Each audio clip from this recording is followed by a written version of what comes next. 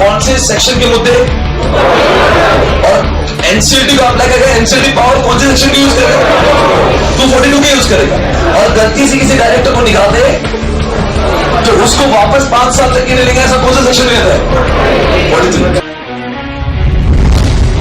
अगला, ओ my God, business value of everybody now. आजकल internet की वजह से और टेलीकॉम की वजह से बताओ कौन सी 4 चीजों में बढ़ोतरी हो रही है? जवाब दो, जवाब दो। मेरे सारे फ्रेंचाइजी को क्लिक करके हाँ क्या आगे बोलो। What do mean by cost guys? Cost? अरे भाई, जब से टेलीकम्युनिकेशन, जब से स्काई, पहली बात तो कल्चर ये है और स्ट्रेटेजी ये क्या है, तो ये सक्सेसफुल होगा कि नहीं होगा? Whenever you make strategy, you should understand the culture. If the culture and strategies are going against, it won't be easy.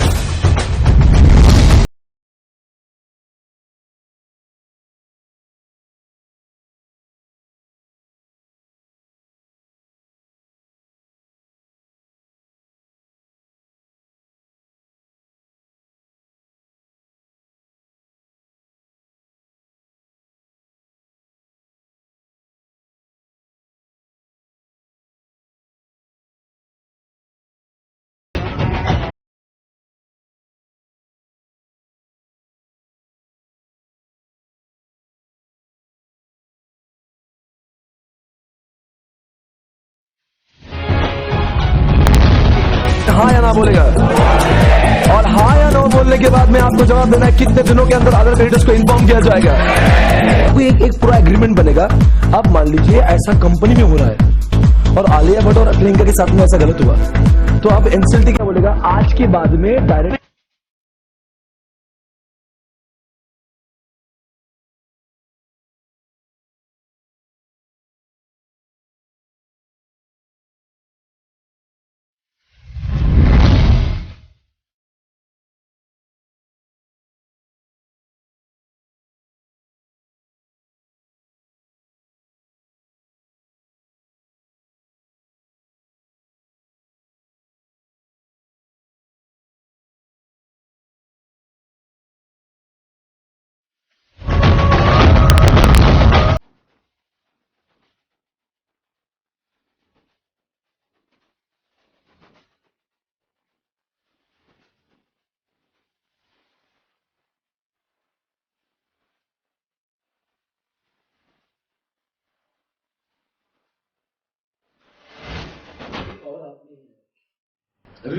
Right? बताओ मुझे कितने लोग हैं यहाँ पे बैठा हुआ हर बच्चा यही चाहता है कि यार मैं सब कर सकता हूँ। रोज में बच्चों, चीजें ऐसी है, इस उम्र में इंसान की उम्र कुछ अलग काम करने की होती है।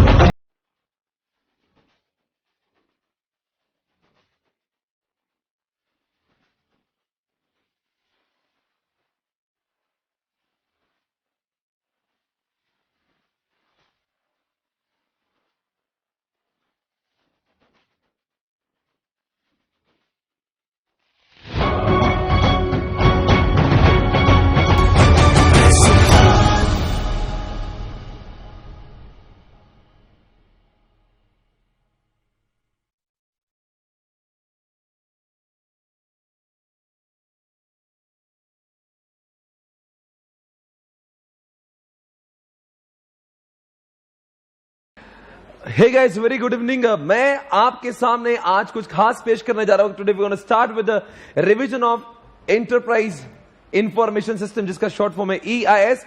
So today we're going to start with chapter number 4. और आपको ये रिवीजन स्टार्ट करने से पहले एक याद रखना होगा कि आप सभी के सामने चार्ट बुक खुला होना चाहिए. And those who are not having chart book वो प्रॉब्लम में आ सकते हैं, बिकॉज इतने बड़े सिलेबस को साथ में करने के लिए आपके इसमें चार्ट बुक होना जरूरी है. दूसरी बात जो इंपॉर्टेंट है, अब मैं रिवाइज कराऊंगा, आपको बहुत सारी चीजें आएगी और कुछ चीजें नहीं भी आएगी. तो क्या आपको ये आइडेंटिफाई करना जरूरी है कि क्या आ रहा है क्या नहीं आ रहा. जो नहीं आ रहा है यू हैव टू मार्क और देयर, आपको मार्क करना होगा इस चीज को कि आपको क्या नहीं आ रहा है, ताकि आप मेरे बाद जब अकेले में रिवाइज करोगे तो उन चीजों पर ज्यादा फोकस करोगे जो आपको रिकॉल नहीं हो रही है. अच्छा, रिवीजन का मतलब ये होता है, ये अजम्पशन होता है कि बच्चा एक दो बार खुद से पढ़ा हुआ है और उसके बाद में रिवीजन होता है. मैं क्लास में नहीं पढ़ा रहा हूं. जो मैंने क्लास में 120 घंटों में जो पढ़ाया था, अब मैं उसको कोशिश कर रहा हूं कि मैं 5 घंटों में पढ़ता हूं. आप समझ सकते हो मेरी रफ्तार कितनी ज्यादा हो सकती है, राइट.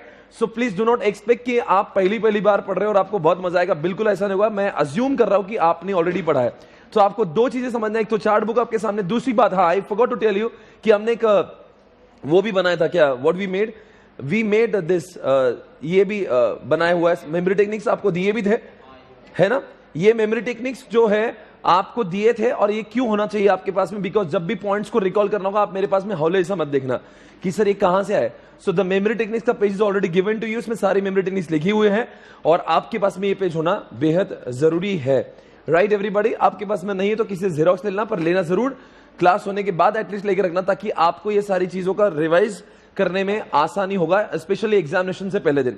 सो आप सभी जानते हो हमारे एग्जामिनेशन बस परसों के दिन है, मतलब ऑडिट का पेपर हो चुका है. और मैं समझ रहा हूं आपकी बहुत वाट लगी, आपके चेहरों से समझ रहा हूं. Paper was extremely difficult. और पर खुशी इस बात की भी है कि आपकी कल से एग्जामिनेशन होने के बाद आपकी जिंदगी में पूरी तरह से आजादी है, राइट. ओ हो आपका एफएम अभी भी बाकी है मेरे दोस्त. और उसके बाद में जिंदगी में बहुत आपके वो है, फ्रीडम है. आप बहुत अच्छे से उसके बाद में मजे करोगे. और जो लोग पास हो जाएंगे वो सीधा सीए फाइनल में भी है. तो आप सभी लोग, you are understand the importance of this lecture. इस लेक्चर को आपको लगातार अनइंटरप्टेड देखना है और लगातार पूरी तरह से कंसंट्रेशन करना है. आई होप आपका कंसंट्रेशन हाई लेवल पर है, बिकॉज परसों के दिन ठीक आपके. अच्छा, इस लेक्चर का फायदा क्या होगा देखने के बाद में, ऐसा होगा आपको पहली बात तो ये समझेगा आपको आ क्या रहा, दूसरी बात ये समझेगा क्या नहीं है. और अब जब आप पढ़ोगे तो आपका पढ़ते समय एंगल चेंज होगा कि चैप्टर नंबर 5 एग्जांपल मुझे बहुत इजी लग रहा है, पर चैप्टर 4 आई फाउंड डिफिकल्ट. तो obviously when you will read tomorrow you have to have a more focus on. और हो ये भी सकता है कि पिछले एग्जामिनेशन चालू होने 12 दिन तो हो गए. अरे हो गए ना, ऑडिट के पेपर के 12 दिन तो हो गए. तो 12 दिन से आपने तो ये इसको धक्का नहीं लगाया. मतलब सोचने वाली बात है कि 12-14 दिन और उसके पहले न जाने कितने दिन पहले आपने, तो कम से कम 15-20 दिन का तो गैप एआईएस में हो ही गया. तो आप हो सकता है you are reading it after long time. तो इसीलिए ये लेक्चर की वजह से आपको कल जब आप रिवाइज करने बैठोगे तो आपको एक क्या मिलेगा, बूस्ट मिलेगा कि नहीं यार मुझे सब. अगर आप directly if you start reading मतलब मेरे लेक्चर में नहीं बैठे और आपने सीधा लेक्चर चालू कर दिया, पढ़ना चालू कर दिया, तो you will not be able to recall fast. इसलिए इस लेक्चर का फायदा है, इसके बाद जब भी आप अगली बार पढ़ोगे तो आपको पढ़ते समय स्पीड मिलेगा. आप सभी जानते हो कभी कभी हम लोग पढ़ने लगते हैं, न जाने कितने टाइम वो पेज में चला जाता, पर वो पेज से आगे बढ़ते नहीं. वजह वो पता नहीं, वो याद ही नहीं आता. तो इस लेक्चर का ये फायदा है, सारे कॉन्सेप्ट आपके दिमाग में रिफ्रेश हो जाएंगे. इसके बाद जब आप कल पढ़ोगे तो आपको लगेगा wow I know all the concept, आपका स्पीड बढ़ेगा. So please concentrate everybody, this lecture is gonna be very very important. So come on guys, check it out everybody. Now ये रहा आपके सामने चैप्टर नंबर 4 का पहला कॉन्सेप्ट. आप सभी जवाब देंगे दोस्तों, ट्रेडिशनल में और ई कॉमर्स में क्या डिफरेंस है. दोस्तों अब मैं अगर फ्लिपकार्ट की बात करूंगा तो बताएंगे दोस्तों ई कॉमर्स या traditional. Come on everybody, very good. अगर मैं यहां से शॉप पे जाके बाय करूं तो ये ट्रेडिशनल है. Very good. अगला सवाल है कहां पे आप टच भी कर सकते हो और कहां पे आपको स्क्रीन के सामने बैठना है, कहां पे आप फेस टू फेस होते हैं और आपको स्क्रीन पे दिखता है. ई कॉमर्स आप बताएंगे दोस्तों एनीवेयर एक्सेस होता है, ये पुरानी बात है. फ्लिपकार्ट, ई कॉमर्स. और बिग बाजार की बात करूंगा, डिस्काउंट भी मिलता है. ई कॉमर्स है. आजकल ट्रेंड किसके लिए है, the organisation is moving towards from traditional to. तो आप सभी लोग इसका डिफरेंस जानते हो. और मुझे एक बात आपसे पूछना है, आप बताएंगे कहां पे ओवरहेड्स कम होते हैं ई कॉमर्स में, और ट्रेडिशनल में आप बताएंगे कहां पे रेंट, इलेक्ट्रिसिटी सब कुछ देना पड़ता है. और ई कॉमर्स में सारे खर्चे तो बताएंगे eBay.com, Amazon, ये फ्लिपकार्ट, ये सब कुछ क्या है तो मुझे लगता है ये सब कुछ अवेलेबल है, एकदम सब कुछ दिमाग में आपके अभी भी ताजा ताजा, ठीक है ना। अगला सवाल ये आपके सामने, आप बताएंगे अमेजॉन फ्लिपकार्ट की बात करेंगे, अमेजॉन फ्लिपकार्ट और मैं बात करूंगा ईबे, इन सब की अगर बात करें तो इसके ये जो बिजनेस चालू है, क्या इनका फायदा उनको भी हुआ है? क्या इनका फायदा हमें भी हुआ है? हम कौन और वो कौन? वो सेलर है, हम कौन? तो इसका फायदा कस्टमर को भी है, इसका फायदा उनको भी है, और रही बात इनका फायदा गवर्नमेंट को भी हुआ है। तो अगला सवाल वही पूछा है कि what are the benefits of e commerce. इसके 3 बच्चे पैदा हुए, एक सेलर है, एक कस्टमर है और एक गवर्नमेंट है। अब बात करें गवर्नमेंट को, सिर्फ 2 फायदे हुए। नंबर 1 फायदा गवर्नमेंट को ये हुआ था, गवर्नमेंट को सारा करप्शन खत्म करने में मदद हुई, because if everything will be online, everything will be rooted through what bank, तो वहां पर काला पैसा जनरेट होने का स्कोप ही नहीं, सब लोग टैक्स भरेंगे। जैसे आज if I am getting everything, तो जाहिर सी बात है अगर मैं कुछ भी ऑनलाइन सेल करता हूं तो I am getting everything in what my bank account, तो मैं टैक्स चुराने का स्कोप ही नहीं रखता, मुझे झक मार के टैक्स भरना है, बिकॉज वो बैंक में आएगा। नंबर 2 बात, गवर्नमेंट को एक दूसरा फायदा हुआ। क्या फायदा होता? गवर्नमेंट को इकोलॉजिकली फायदा हुआ। मतलब कि अगर मान लीजिए अगर आप दुकान पे जाके परचेस करोगे, लाओगे, तो it will be again what, इसके लिए पेपर जाएगा, उसके लिए पेट्रोल जाएगा, दुकानें लगेंगी तो एसी जाएगा, न जाने कितना इलेक्ट्रिसिटी जाएगा। So don't you think it will be against our environment? तो आपको लगता नहीं ई कॉमर्स आने की वजह से ग्लोबल वार्मिंग बढ़ा है कि कम हुआ है? ग्लोबल वार्म होना कम हो गया ना, मतलब ग्लोबल वार्मिंग नहीं हो रहा है, राइट। अगला सवाल, हम जैसे कस्टमर को क्या फायदा हुआ? सस्ते में मिल रहा है, डिस्काउंट मिल रहा है, अवेलेबिलिटी मिल रहा है, एनीवेयर एक्सेस मिल रहा है, सस्ते में मिल रहा है, कंपटीशन उन लोग की है, वैरायटी हमको मिल रही है, गुड क्वालिटी मिल रहा है, आने जाने का, और कन्वीनियंट है, अच्छा एक्सपीरियंस है, घर बैठे बैठे बाय करो, रात दिन कभी भी, तो हम लोग को भी फायदा हुआ। And tell me the benefits to the organisation. जो फ्लिपकार्ट जैसी ऑर्गेनाइजेशन को नो इलेक्ट्रिसिटी, नो रेन, मतलब no overheads. Number 2, they can reach anywhere in the world, अब उसकी दूसरी और एक बात, क्या आपको लगता नहीं इनका एक फायदा इनमें होगी, इनके बीच में इतनी कंपटीशन होगी, इनका क्वालिटी अपने आप इंप्रूव हो गया। और बताओ क्या फायदे हुए? कस्टमर बेस बढ़ गया। क्या वो कस्टमर को पहले से ज्यादा अच्छे तरीके से सेटिस्फाई कर सकते हैं? तो ऑर्गेनाइजेशन को भी फायदे हुए। अब देखो, ये जब क्वेश्चन लिखोगे ना, तो आपको आंसर कैसे लिखना, दैट इज वेरी इंपॉर्टेंट। तो मस्त लेट के आंसर लिखना है, कभी भी आंसर को डायरेक्टली स्टार्ट नहीं करने का। ओके, आज कल आपकी एग्जामिनेशन है, तो you should know how to write paper. India में 100 लोग पढ़ाई करते हैं, पर पास सिर्फ 10 लोग होते हैं। और ऐसा नहीं कि सिर्फ 10 लोग कोई नॉलेज था, नॉलेज तो बहुत लोग होता है, पर लिखने वाला ही पास होता है। तो आपको इसका अगर क्वेश्चन पूछे, what are the benefits to e commerce, don't directly write to the this seller को ये फायदा, ऐसा नहीं। पहले लेट के लिखने का व्हाट इज ई कॉमर्स, फिर लेट के लिखा what are the examples of e commerce. तो पहले what is e commerce, 2-3 line, what are the examples of e commerce, Flipkart, Amazon, वो सब। और उसके बाद में व्हाट आर द बेनिफिट्स। तो ऐसे छोटे छोटे क्वेश्चंस बनाने के नीचे नीचे नीचे, और उसके बाद में what are the benefits to e commerce, और फिर उसके एक चार्ट बना के 3 बच्चे गिराने। नंबर 1 बच्चा सेलर, नंबर 2 कस्टमर, थोड़ा सा चार्ट, एकदम छोटा छोटा चार्ट बना के फास्ट, वो एकदम सुंदरता मत करना वहां पे, क्योंकि आपके पास में टाइम भी बहुत कम है। फटाक से चार्ट बनाने का और नीचे आने का। फिर आप क्या करने का, नंबर 1 सेलर, अंडरलाइन, कोलन, फिर बाद में बुलेट 1 2 3 4, वापस लाइन छोड़ के वापस नंबर 2, फिर आएगा कस्टमर, वापस उसका जो देंगे हेडिंग देंगे, अंडरलाइन, बुलेट, उसके भी 3 4 5 पॉइंट। तो ऐसा हॉरिजॉन्टल नहीं लिखने का, वर्टिकल लिखने का। आपके पास, क्योंकि हॉरिजॉन्टल तो आपकी जगह कम स्पेस यूटिलाइज होगी, हम चाहते हैं जगह ज्यादा यूटिलाइज हो, बिकॉज जो ज्यादा क्वांटिटी में दिखता है उसको ज्यादा मार्क्स मिलते हैं। ऑब्वियसली हम लोग कुछ वाहियात नहीं लिखेंगे, आप बोलेंगे मैं कुछ भी ठोक के हूं, ऐसा नहीं लिखेंगे, quality, but it should look very quantitative as well. मतलब आपने ऐसा हॉरिजॉन्टल नहीं लिखने का, 4-4 पॉइंट नहीं लिखने का, बुलेट लिखना है, 1 बुलेट एक लाइन पे, दूसरा बुलेट, समझ गए, it should consume lot of place also. और तीसरी बात आपको कौन सा, अभी कस्टमर हो गया, सेलर हो गया, तीसरी बात है गवर्नमेंट, उसको भी अंडरलाइन कॉलम उसके नीचे भी। तो इस तरह से आपका ये आंसर 1.5 से 2 पेज का हो जाएगा। तो जो आंसर आपका आधा पेज का होने वाला था, उतना ही लिखकर 1.5 पेज का हो गया। तो अब देखने वाले के नजर में ऐसा होगा कि वाह इतना लिखा है, हालांकि आपने कुछ उसको एड़ा बनाया आपने। मतलब ये सिर्फ देखने वालों का नजर, देखो जो दिखता है वो बिकता है। अंडरस्टैंड, मैं वापस से कह रहा हूं, अगर वो दिखेगा ना तो बिकेगा कैसे? तो आपको दिखावे का जमाना है, आपको उसके अगर आप ऐसे सारे आंसर लिखते गए तो आपको 2-3 सप्लीमेंट भी लग जाएगी। ये मैं बीकॉम की बात नहीं कर रहा हूं, मैं सीए के कोई भी इंसान जब पेपर चेक करता है, उसके साइकोलॉजिकल ऐसा होना चाहिए कि इट शुड फाइंड कि you have written lot of things. हालांकि और कुछ लोग होते हैं हैंडराइटिंग बहुत चिंदी, इतनी छोटी सी होती है, एक तो हैंडराइटिंग छोटी, उसमें भी अंदर साला वो एक जो होता है ना, एक वो बंच होता है, वो 24 पेज का होता है शायद से, वो भी खत्म नहीं होता, वो 18 पेज में खत्म हो जाएगा। तो देखा बहुत कुछ लिखा नहीं यार, 9 पेज का आईटी हो गया, 8 पेज का एसएम हो गया, मजा नहीं आया उसको मजा दिलाओ। Are you able to understand? पूरा गेम लिखने का है, समझने वाला पूरा इंडिया होता है, लिखने वाले बहुत कम लोग होते हैं। सो प्लीज अंडरस्टैंड, जो मैं कह रहा हूं बहुत इंपॉर्टेंट है। आगे बढ़ेंगे दोस्तों। ई कॉमर्स के लिए 6 कंपोनेंट्स आपके सामने, बताओ मैं कौन? तो मेरे सामने लैपटॉप है, वो कौन? हार्डवेयर होगी। फ्लिपकार्ट की वेबसाइट खोली, वेब पोर्टल, तो 3 बातें, मैं कौन? यूजर। लैपटॉप क्या? हार्डवेयर। और तीसरा जो वो उसकी वेब पोर्टल पे मैं गया तो वो हो गया। और जाने के लिए, आने के लिए I need a network, I need a network, I need a network, network. तो 4 बातें होगी। बताएंगे मैं कौन? ये आने जाने के लिए मैंने क्या खोला है? But when I make the payment I need a payment gateway, तो ये गेटवे भी आ गया, सारी चीजें। I think it is over. आपसे मेरा एक सवाल अब है, अब एक है, ये ई कॉमर्स के वेंडर क्या चीज है? What is the meaning of vendor here? अरे sir, whenever you buy from Flipkart, you are not buying from Flipkart, you are buying from the vendors of Flipkart, right?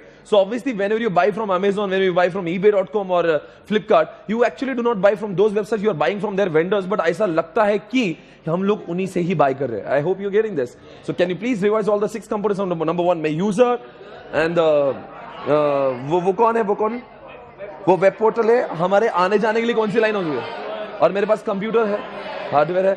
And when I make the payment, I'm using what? और last point, I am not buying from Flipkart, I am buying from what? That's all guys, over. अगला सवाल ये रहा आपके सामने दोस्तों। ओ my God, आपको पता है in this chapter we are having only 6 charts, okay? 6 charts है। आप सिर्फ ध्यान देना, मैं आपको आज बहुत ऊपर ले जाऊंगा। आपको ध्यान देना है। आपको ऐसा लगेगा, हो सकता है कि क्लास के बाद में आपने इतना अच्छे से पढ़ा ही ना हो, पर आपको मैं इस लेक्चर की वजह से इतना कुछ याद दिला दूंगा कि कल आप जब पढ़ने बैठोगे तो आपको लगेगा अब मुझे आ रहा है। आज आपको कॉन्फिडेंस लेके जाना है जो आपने खोया था, क्योंकि जब तक आप पढ़ोगे ना आपको लगता है मुझे आ रहा है कि नहीं आ रहा। आज आपको तसल्ली हो जाएगी नहीं आ रहा है। Okay fine. अब देखते हैं दोस्तों, there are 3 tiers, 1 tier, 2 tier, 3 tier. 1 tier मतलब कितने कंपोनेंट होंगे? 1। 2 टायर में और 3 टायर में सब कुछ तो याद है यार। You know everything about it. Why are you unnecessarily worried about it? So not to worry about it. I tell me now, अगर मैं क्लाइंट भी वही है और सर्वर की मशीन भी वही है तो 1 टायर हो गया। बट आप सभी लोग जानते हो गूगल तो अलग एक मशीन है। गूगल मतलब एक गूगल पे सर्वर अलग होता है, और मैं अपने मोबाइल फोन पे भी गूगल देखता हूं, अपने इस मोबाइल पर भी देखता हूं, इस मोबाइल पर। तो ये सब क्या हो गया बच्चों? बताओ भाई, ये क्या है? अरे ये क्लाइंट है क्या सर्वर है? पर गूगल का डेटाबेस तो अलग है ना, तो मतलब गूगल अलग हो गया यार। तो ये 2 टायर क्या 1 टायर? 2 टायर, बिकॉज जब मशीन सर्वर्स की अलग होती है, क्लाइंट की अलग जब होती है, it is called as 2 tier. But आपके घर पे जो डेस्कटॉप है, जो आपने घर पे रखा है, उसका सर्वर भी तो हार्ड डिस्क तो उसके अंदर ही है, और जो उसका क्लाइंट है वो भी तो वही है। तो मतलब क्लाइंट की मशीन और सर्वर की मशीन आपके घर पे, लैपटॉप पे, आपके डेस्कटॉप पे तो एक ही है। तो आपके घर पे 1 टायर है, but when you access Google it becomes 2 tier और 1 टायर। अब तीसरी बात, अब दुनिया में 2 टायर में कुछ प्रॉब्लम थी, इसलिए दुनिया में 3 टायर है। 3 टायर में एक कंपोनेंट आया जिसका नाम है एप्लीकेशन सर्वर। सब कुछ तो याद है यार, सुपर यार, बहुत आगे जाएंगे। अब सुनो, अब बताओ, अब बहुत पढ़ने को टाइम नहीं लगेगा। There are 3 tiers only, 1 tier, 2 tier, 3 tier में एक तीसरा कंपोनेंट जिसका नाम है एप्लीकेशन सर्वर। अब सवाल उठ रहा है कि 3 टायर में काम भी 3 है, करने वाले 3 है, और 2 टायर में काम 3 थे पर करने वाले सिर्फ 2 थे। अब बताएंगे काम कौन से 3? जैसे example, I am going to ATM centre, I am accessing what ATM, okay, and I insert my card. तो बोलता है what do you want, he ask my password, he ask me to select the language, और मैं बोलता हूं इतना पैसा withdraw करने का। ये काम कौन कर रहा है? वो एटीएम का एक मशीन कर रहा है जिसका नाम हमने क्या रखा? क्लाइंट रखा। क्या नाम रखा? तो क्लाइंट क्या कर सकता है? यूजर से कम्युनिकेट करता था। What is the role of client? Communication. But when I ask कि मुझे मेरे मिनी बैलेंस, मुझे मिनी स्टेटमेंट चाहिए, बता मेरा बैलेंस कितना है, वो बैलेंस तो क्लाइंट में होता, कहां से आता है? वो सर्वर, डेटाबेस सर्वर से। कहां से आता है? तो tell me what is the role of client? To interact with the user, and what is the role of database server? To store the information. अब बताओ कौन मांगता है? क्लाइंट। देता कौन है? Database server. तो मांगने वाला क्लाइंट, देने वाला डेटाबेस सर्वर। पर एक सवाल उठ रहा है, एप्लीकेशन सर्वर क्या चीज है? अब क्या होता है कि suppose I am withdrawing some funds from the bank, तो bank is going to debit my account, तो मैं बोलूंगा आई वांट 1000, तो bank is going to debit my account, Swapnil Patne account debit to cash account. पर अभी काम ना क्लाइंट करेगा ना सर्वर करेगा, बिकॉज क्लाइंट बोलता है मेरा काम कम्युनिकेशन करना, मैं प्रोसेस करता नहीं, और डेटाबेस सर्वर करेगा मेरा काम क्या है? डेटा स्टोर करना, मैं प्रोसेसिंग करता नहीं। अब 2 टायर में सवाल ये उठ रहा था, प्रोसेसिंग करेगा तो करेगा कौन? अपना क्लाइंट करेगा ना सर्वर करेगा। इसलिए 3 टायर में एक नया कंपोनेंट इंट्रोड्यूस हुआ जिसका नाम है एप्लीकेशन सर्वर, जो कहता है not to worry, neither client will do not database server will do, the processing job will be done by the application server. तभी 3 टायर में बात करेंगे, क्लाइंट क्या करेगा? कम्युनिकेशन करेगा, और मेरे नाम पे डेबिट क्रेडिट कौन करेगा? एप्लीकेशन सर्वर करेगा। And tell me who is there to store the data?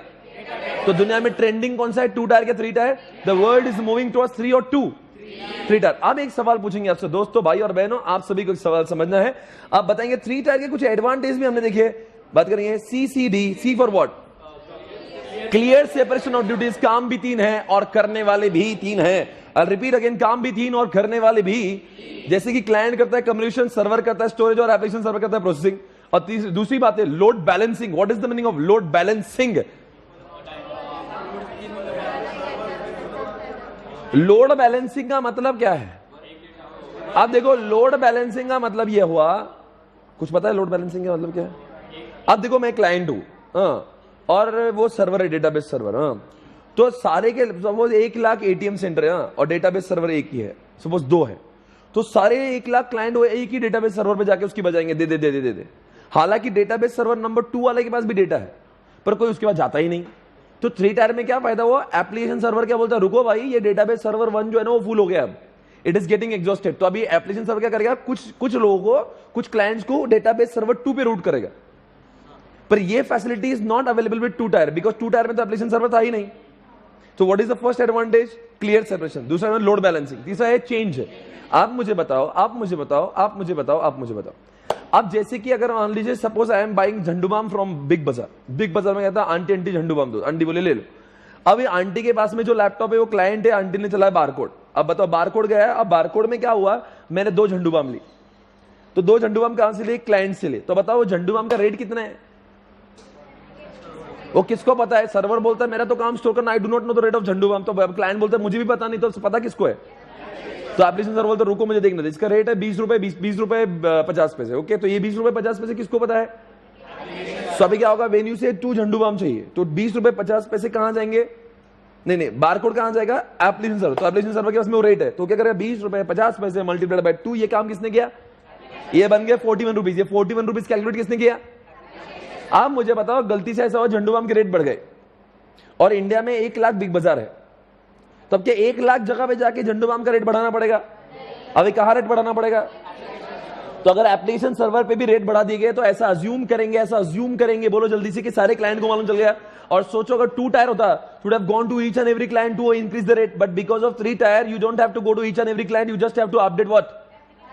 तो इसलिए चेंज करना बड़ा आसान होगा। इसलिए CCD लिखा है, C for what change, C for what clear separation, D for what load balancing. खत्म हो गया।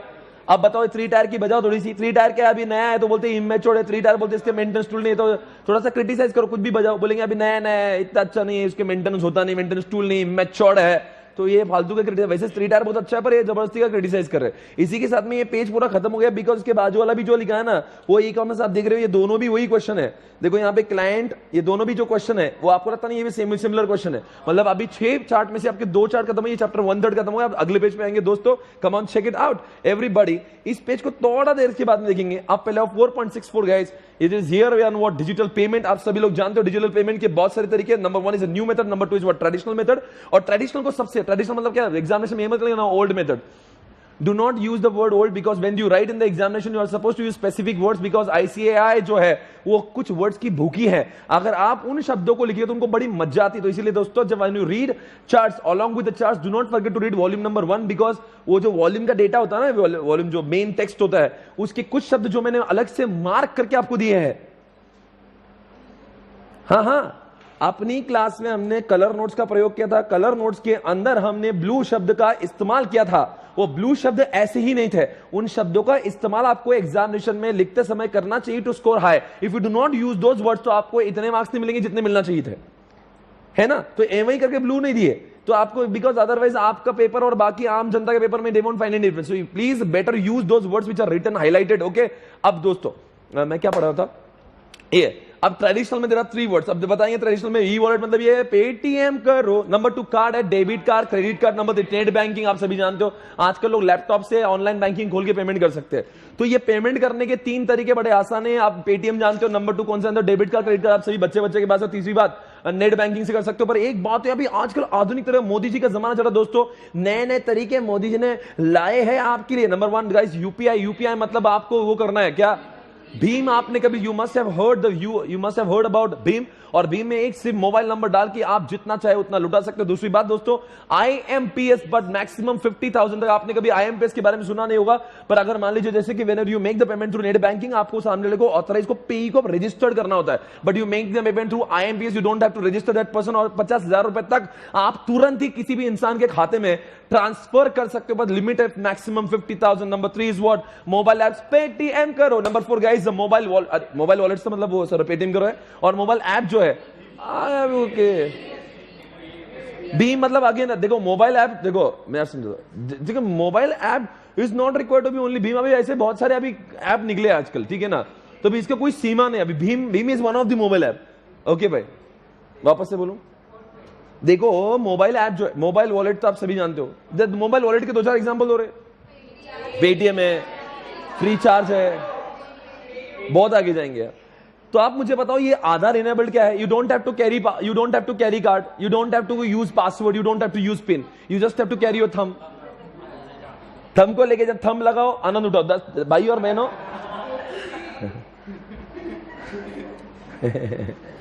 गंदे भाई और बहनों, आज सभी लोग जानते हो कि आपको you don't have to use card, आपको कार्ड भी नहीं यूज करना है, आपको उनके नंबर्स को यूज नहीं करना है। ये मोदी जी का आधुनिक तकनीक है। आप सभी जानते हो मोदी जी कितना आगे ले जा रहे देश को। तो मोदी जी के वैसे एक चीज आई कि आधार इनेबल्ड, आजकल बैंक के सारे अकाउंट भी आधार से कनेक्टेड। इसका मतलब अब आजकल आपको कार्ड की जरूरत नहीं, आपको कोई लूटने लायक नहीं, आपका जब भी लूटना आपको अंगूठा काटना पड़े। ट्राई टू अंडरस्टैंड दोस्तों, मोदी जी ने बोला कार्ड को मत लूटो,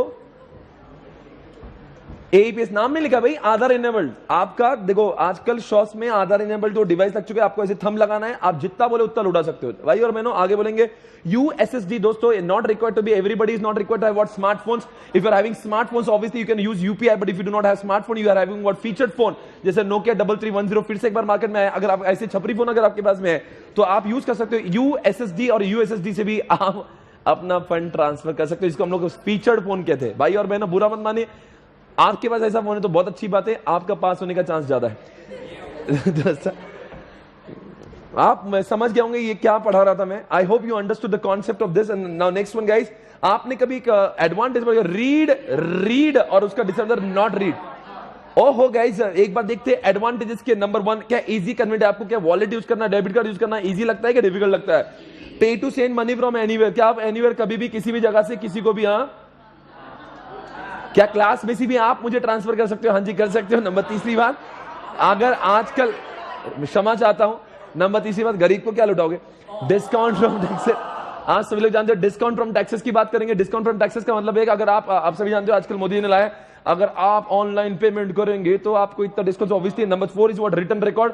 obviously if you are using Paytm तो आपको यू गेट अ लॉग, आपने जितने पेटीएम यूज किया है, अरे यार पूरा लॉग मिलता है आपने कब कब कहां लुटा है। और लास्ट में less risk, tell me why it is less risk? Because it is always password secured, is what protected. आपका अगर वॉलेट है, वॉलेट चोरी हो सकता है, पर पेटीएम कैसे चोरी हो सकता है? भाई और बहनों फिर से एक बार बात करेंगे, रीड की आर फॉर व्हाट, रिस्क कम या ज्यादा है, रिकॉर्ड मेंटेन होगा, ई से what easy to access, A for what anywhere, and what D for what come on discount भी मिलता है। याद रखना रीड, ओके रीड करना फायदेमंद होता है इसलिए वो फायदेमंद है, और नॉट रीड करना डिसएडवांटेज, इसलिए बोलो नॉट बोलो डिसएडवांटेज। देखो कभी की सोच देखिए भाई और बहनों, फिर से बोलो रीड मतलब फायदा है और नॉट रीड मतलब क्या? तो इसलिए नॉट किसका एग्जांपल है? ड्रॉबैक का। बताएंगे N for what guys, come on.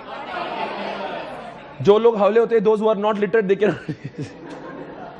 Okay those guys can not use it. दोस्तों ऐसे लोगों की भी कमी नहीं है, those guys who are illiterate they can not use this kind of क्या बोलते हैं Paytm and all that. O for what, come on guys, over spend. अगर आपके वॉलेट में पैसा है और आपके डेबिट कार्ड में, तो आप ओवर स्पेंड कर सकते हो। डेटा थेफ्ट आपका, देखो छोटे लोगों की कमी नहीं है, आजकल हैकर्स गली गली में अवेलेबल है। तो डेटा थेफ्ट आप सभी लोग जानते हैं, फेसबुक जैसे लोग डेटा चुराते हैं, हम लोग बहुत दूर की बात है। भाई और बहनों एनओटी की बात करते हैं, N for what, N for क्या बोला? Awesome. O for what, come on, over spending. And D for what? इस बार आपके एग्जामिनेशन के बीच में छुट्टी नहीं है क्या? नहीं मतलब उसके एआईएस की एग्जामिनेशन में नहीं एक ही मतलब 2 है क्या? तो फिर आपकी बहुत लगी है दोस्तों, आओ दोस्तों पढ़ेंगे, क्योंकि आपको ये समझना होगा आपकी बहुत लग चुकी है, बिकॉज आपको एआईएस तो रिवाइज करना ही है साथ साथ में, और सिर्फ आज की रात है, आज की रात। दोस्तों आप बज रहे हैं 6:15, आप सभी लोग जानते हो 6:15 बज रही है, आधा घंटा हो चुका है और आपके 1.25 घंटा हो चुका है ऑडिट का पेपर खत्म होने। दोस्तों सिर्फ कुछ ही दिन बचे, 48 घंटों के अंदर आपका एग्जामिनेशन होगा एआईएसएम का, और आपकी तकदीर एक तो बनेगी या फिर बिगड़ेगी। भाई और बहनों आज रात के सोने से पहले, मतलब ठीक 12 से 1 बजे से पहले आपको ये पूरा खत्म करना है। You are suppose to finish AISM both, otherwise आपकी कल लग चुकी है। सो भाई और बहनों आपको अगर पास होना है तो आपको बहुत ज्यादा पढ़ना होगा। अच्छा, how many of you know about virtualization? Virtualization मतलब वो होता है जहां पे you I hope you remember, अगर यू डोंट हैव टू, देखो कंसेप्चुअल पढ़ने का मतलब क्या, देखो आज भी आपको याद है, आपको you must know, you must be able to remember. एक डायग्राम हमने देखा था और उस डायग्राम में we have seen lot of things. एक पहले ट्रेडिशनल था जिसमें एक ही हार्डवेयर में एक ही ओएस में एप्लीकेशन थे। तो अगर बताओ suppose I want to use multiple application, तो I am suppose to use what multiple OS, and multiple OS के लिए मल्टीपल हार्डवेयर लगेंगे। तो प्रॉब्लम क्या है, यूज मल्टीपल हार्डवेयर सर, पर मल्टीपल हार्डवेयर खरीदने की वजह से हाउली हो गई परसों के दिन, मतलब एग्जामिनेशन में आपको नींद आ रही है यहाँ पे, आप नहीं जानते बच्चों को क्या हो रहा है, देखो कितना बीपी हाई है लोगों का, लगता है इनका ऑडिट ज्यादा ही खराब गया। सो भाई और बहनों कोई बात नहीं है, जब तक जीवन है तब तक संघर्ष है, बेटा इनको संभालिए, बाकी लोग पढ़िए। दोस्तों मैं आपसे एक सवाल पूछना चाहूंगा, वर्चुअलाइजेशन में suppose I want to use multiple multiple software, but you know that there are some software which need specific type of OS, जैसे किसी को लिनक्स चाहिए, किसी को यूनिक्स चाहिए, किसी को विंडो 8, किसी को विंडो 10 चाहिए, किसी को आईओएस चाहिए, किसी को एंड्रॉइड चाहिए। अब can I use multiple OS in one hardware? No, practically possible नहीं होता अगर मैं वर्चुअलाइजेशन यूज नहीं करता हूं तो। पर वर्चुअलाइजेशन क्या कहता है, अगर आपको इतने सारे ऑपरेटिंग सिस्टम अगर एक ही हार्डवेयर पे आता है, इट इज आल्सो पॉसिबल, क्योंकि अब आ चुका दुनिया में वर्चुअलाइजेशन। तो एक हार्डवेयर होगा, मान लीजिए एक कंप्यूटर होगा, इसके ऊपर मैं वर्चुअलाइजेशन का सॉफ्टवेयर लगा दूंगा, एक VMware एग्जांपल लगा दूंगा। क्या मैं can I use multiple operating system on one machine itself? Yes I can use it. And can I install multiple operating system and multiple software in one machine itself? तो बताओ virtualisation से मेरा फायदा क्या हुआ? तो मुझे इतने सारे मशीन खरीदने की और इतने सारे ओएस लगाने की जरूरत है नहीं है। क्या मैं एक ही हार्डवेयर में मल्टीपल ओएस को लगा सकता हूं? क्या मैं अपनी कॉस्ट को बचा सकता हूं? क्या देखने वालों को मेरी मशीन एक ही लगती है पर मैं मनी मन 6 को यूज करता हूं? वैसे देखने वाले को भाई और बहनों शराब कितने चीज, ये सबसे ज्यादा चीज है शर्मा। देखने वाले को तो ये लगता है मैं तो एक का ही इस्तेमाल कर रहा हूं, पर अगर मेरे आप मशीन के अंदर झांक कर देखें तो I M right now using what 6 OS या 12 15 20 अरे कितने भी हो, 6 तो अपने एग्जांपल में थे। अच्छा बताओ इन्हीं सभी कॉन्सेप्ट को कहते हैं हार्डवेयर वर्चुअलाइजेशन। आपको आई होप यू अंडरस्टूड, ये जो भी था it was an example of hardware virtualization. Number 2 is what? Network virtualization. See guys, there are things. Network virtualization, suppose I have taken the network of Jio and Idea and BSNL. मेरे पास बहुत सारा internet है और मेरे पास में मेरे office में 1 लाख लोग काम करते हैं और सभी लोगों ने जियो को इतना बजाया, जियो गॉट एग्जॉस्टेड। अब सब लोग बोलते हैं नेटवर्क मिलता नहीं। तो एक काम करेंगे ना, जियो को बजा रहे हैं, जियो को बजाया और BSNL खाली पड़ा हुआ है, आइडिया का पूरा नेटवर्क अनयूटिलाइज है। तो क्या मैं ऐसे समय पे एक वर्चुअलाइजेशन क्रिएट करके क्या मैं रूट करा सकता हूं? मतलब वैसे सबके नेटवर्क अलग अलग है, उधर वो आइडिया है, उधर जियो, इधर BSNL है। मैं नहीं जाऊंगा कहीं, मेरा ऑफिस तो 2-3 किलोमीटर का है, I don't have to move anywhere. अब मैंने सारे 1 लाख लोगों को यहां पे लाया और मैंने सबको रूट किया, तो उनको ऐसा फील नहीं हो रहा है कि वो जियो पे जा रहे हैं आइडिया पे। उनको मैं इस सॉफ्टवेयर में लाया और मैंने पूरे नेटवर्क को वर्चुअलाइज किया। Are you able to understand what I'm saying? It is called as what? Network virtualization. What is the third concept? अरे storage, cloud. अरे क्लाउड, अरे देखो इस हार्ड डिस्क, यहाँ पे जो हार्ड डिस्क है, नॉट हार्ड डिस्क को मैं देख सकता हूं, I can access my C drive, D drive. देखो मेरे पास में इस मोबाइल में जो भी स्टोरेज है 64 GB को मैं उसको देख सकता हूं। ये मेरा वर्चुअलाइजेशन नहीं है, बिकॉज उसकी मेमोरी मेरे पास में है। ये वर्चुअलाइजेशन नहीं है, पर मेरे पास कुछ ऐसा डेटा है जो मैंने क्लाउड पे रखा है, जो नहीं होकर भी होने का ऐसा से मतलब ही वर्चुअलाइजेशन है। अरे नाउडेज यू डोंट, देखो जितने लोग अच्छे स्मार्टफोन यूज कर रहे हैं, आप मुझे बताओ, you get two storages. Number 1 cloud, number 2 is what? Your internal memory. So आजकल जितने स्मार्टफोन है, इंटरनेट आने के बाद वो बोलता है यू हैव टू चूज कि आपको इंटरनल पे रखना है कि क्लाउड पे रखना है। इफ यू चूज क्लाउड तो इट बिकम स्टोरेज वर्चुअलाइजेशन। आपका स्टोरेज आपके पास में नहीं है, पर है जरूर, है नहीं मतलब क्या? मोबाइल में दिखता नहीं, पर जब चाहिए तब मिल जाता है। अरे कह दो ना please. Yes that's all guys. अगला सवाल है सेवपुरी दाल तड़का। सेवपुरी दाल तड़का, आप बताओ दोस्तों, ये आपने कभी सुना सेवपुरी दाल तड़का? खिलाओ। काफी भूखे पैसे लोग इस समय हमारे बीच में बैठे हुए। आप भाई और बहनों कोई बात नहीं है, आप लोग सभी लोग बेटा आपको ज्यादा ध्यान देना पड़ेगा। सेव मतलब क्या होता है कि जो सर्व करते हैं ऐसे पूरी मतलब पोर्टेबल होती है, और दाल हमेशा डिजास्टर होती है। तड़का हमेशा टेस्ट करके ही देना चाहिए और तड़का बनाने का ट्रेनिंग भी होना चाहिए। भाई और बहनों, आप सभी से एक बात कहना चाहूंगा, देखो दोस्तों, वर्चुअलाइजेशन के एप्लीकेशन है सेम, मतलब सर्वर कंसोलिडेशन। सोचो अगर वर्चुअलाइजेशन नहीं तो आई would have used 6 different machines, पर अब मेरे पास 6 है या एक ही है से पूरी मतलब पोर्टेबल है। इसका मतलब क्या, वो 6 मशीन्स को मुझे ले जाने की जरूरत नहीं है, अब मैं एक मशीन को ही घुमा सकता हूं। मतलब ये पोर्टेबल हुआ क्या नहीं हुआ। तो से पूरी दाल। डिजास्टर मतलब क्या, अगर मान लो 6 OS मैंने लगा कर गए और मैंने टैली को मान लो 6 के 6 इस पर डाल दिया। कंप्यूटर एक ही है पर मेरे पास OS 6 है, तो मैंने 6 के ऊपर अगर टैली लगा दिया और एक OS का टैली खराब हुआ तो, और दूसरे का भी खराब हुआ तो इसका मतलब डिजास्टर हुआ क्या नहीं, डिजास्टर रिकवरी हुआ क्या नहीं। बोलो से पूरी है दाल तड़का मतलब क्या, टेस्टिंग। अगर बताओ मुझे I want to test my software on what window 8, window 10, Unix, Linux, can I test this software on multiple OS। सोचो अगर मैं किसी को सॉफ्टवेयर बेच रहा हूं तो वो विंडो पे चलना चाहिए, लिनक्स पे चलना चाहिए, यूनिक्स पे चलना, सब पे चलना चाहिए कि नहीं चलना चाहिए। तो मेरे पास सब OS होना चाहिए कि नहीं। तो मेरे पास सब OS खरीदने की जरूरत नहीं है। क्या मैं ऐसा वर्चुअलाइजेशन करके can I test my software on multiple OS। तो से पूरे बोलो से मतलब क्या, ए पूरी मतलब पोर्टेबल, दाल मतलब क्या, डिजास्टर रिकवरी, और तड़का मतलब क्या हुआ। दोस्तों आप सभी जानते हो ग्रिड कंप्यूटिंग के बारे में, आप सभी ने ग्रिड कंप्यूटिंग को बहुत अच्छे से पढ़ा था। ग्रिड मतलब वो होता है जो ग्रिड होता है। ग्रीड मतलब एक आंटी का एग्जांपल हमने दिया था। Aunty wanted to go for some very important research and she was doing very complicated job, but she was not able to buy super computer, because super computer ही ऐसी चीजों के लिए लगता है। If you wanna do such type of calculation by using such kind of वाहियात computer, it will take hundreds of years. इसलिए aunty ने सोचा, इमोशनल हो गई aunty. She went to the market, she went to Tilak road to purchase what super computer, but when she understood the cost is more than 25 खोका, she came back, she cried. फिर वो रोई, मेरे कंधे पे सर रख के रोई। मैंने कहा आंटी डरने की कोई बात नहीं, मैं तुम्हारे साथ हूं, कम ऑन बेबी चिल।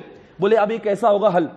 अब मुझे बताओ कि ग्रिड कंप्यूटिंग के द्वारा मैं आंटी का प्रॉब्लम सॉल्व, क्या do I need to purchase super computer? No. मैंने कहा आंटी आपके ऑर्गेनाइजेशन में कितने बड़े लाखों कंप्यूटर, बड़े सब छिछोरे वाहियात है, किसी में भी इतना दम नहीं, बिकॉज सबका कंप्यूटर छोटा सा, छोटी रैम में, छोटा प्रोसेसर है। मैंने कहा कोई बात नहीं आंटी, अब आपके बाद में काम करेंगे। अब ये सारा काम हमने ग्रिड सॉफ्टवेयर को देंगे और ग्रिड इन काम का टुकड़े बनाएंगे पैरेलली। सो एवरी टुकड़ा, छोटा टुकड़ा और बड़ा काम का छोटा टुकड़ा will be send to every small donor. Donor मतलब वो होता है जो अपने प्रोसेसिंग पावर को आंटी को डोनेट कर रहा है। तो बताओ entire work will be given to whom? अरे बोलो ना। तो मान लो एक काम है और 1 लाख लोग है, तो 1 लाख टुकड़े बनाए, हर एक टुकड़ा छोटा टुकड़ा होगा, वो कंप्यूटर वो आसानी से कर लेगा और सारे लोग अपने काम करके मुझे वापस दे देंगे। तो बताओ जो काम आंटी को सुपर कंप्यूटर से होने वाला था, वो सुपर कंप्यूटर लेने की जरूरत है क्या नहीं है? Now aunty is not required to purchase super computer, still aunty is able to work like a super computer. So don't you think aunty is able to save the huge cost?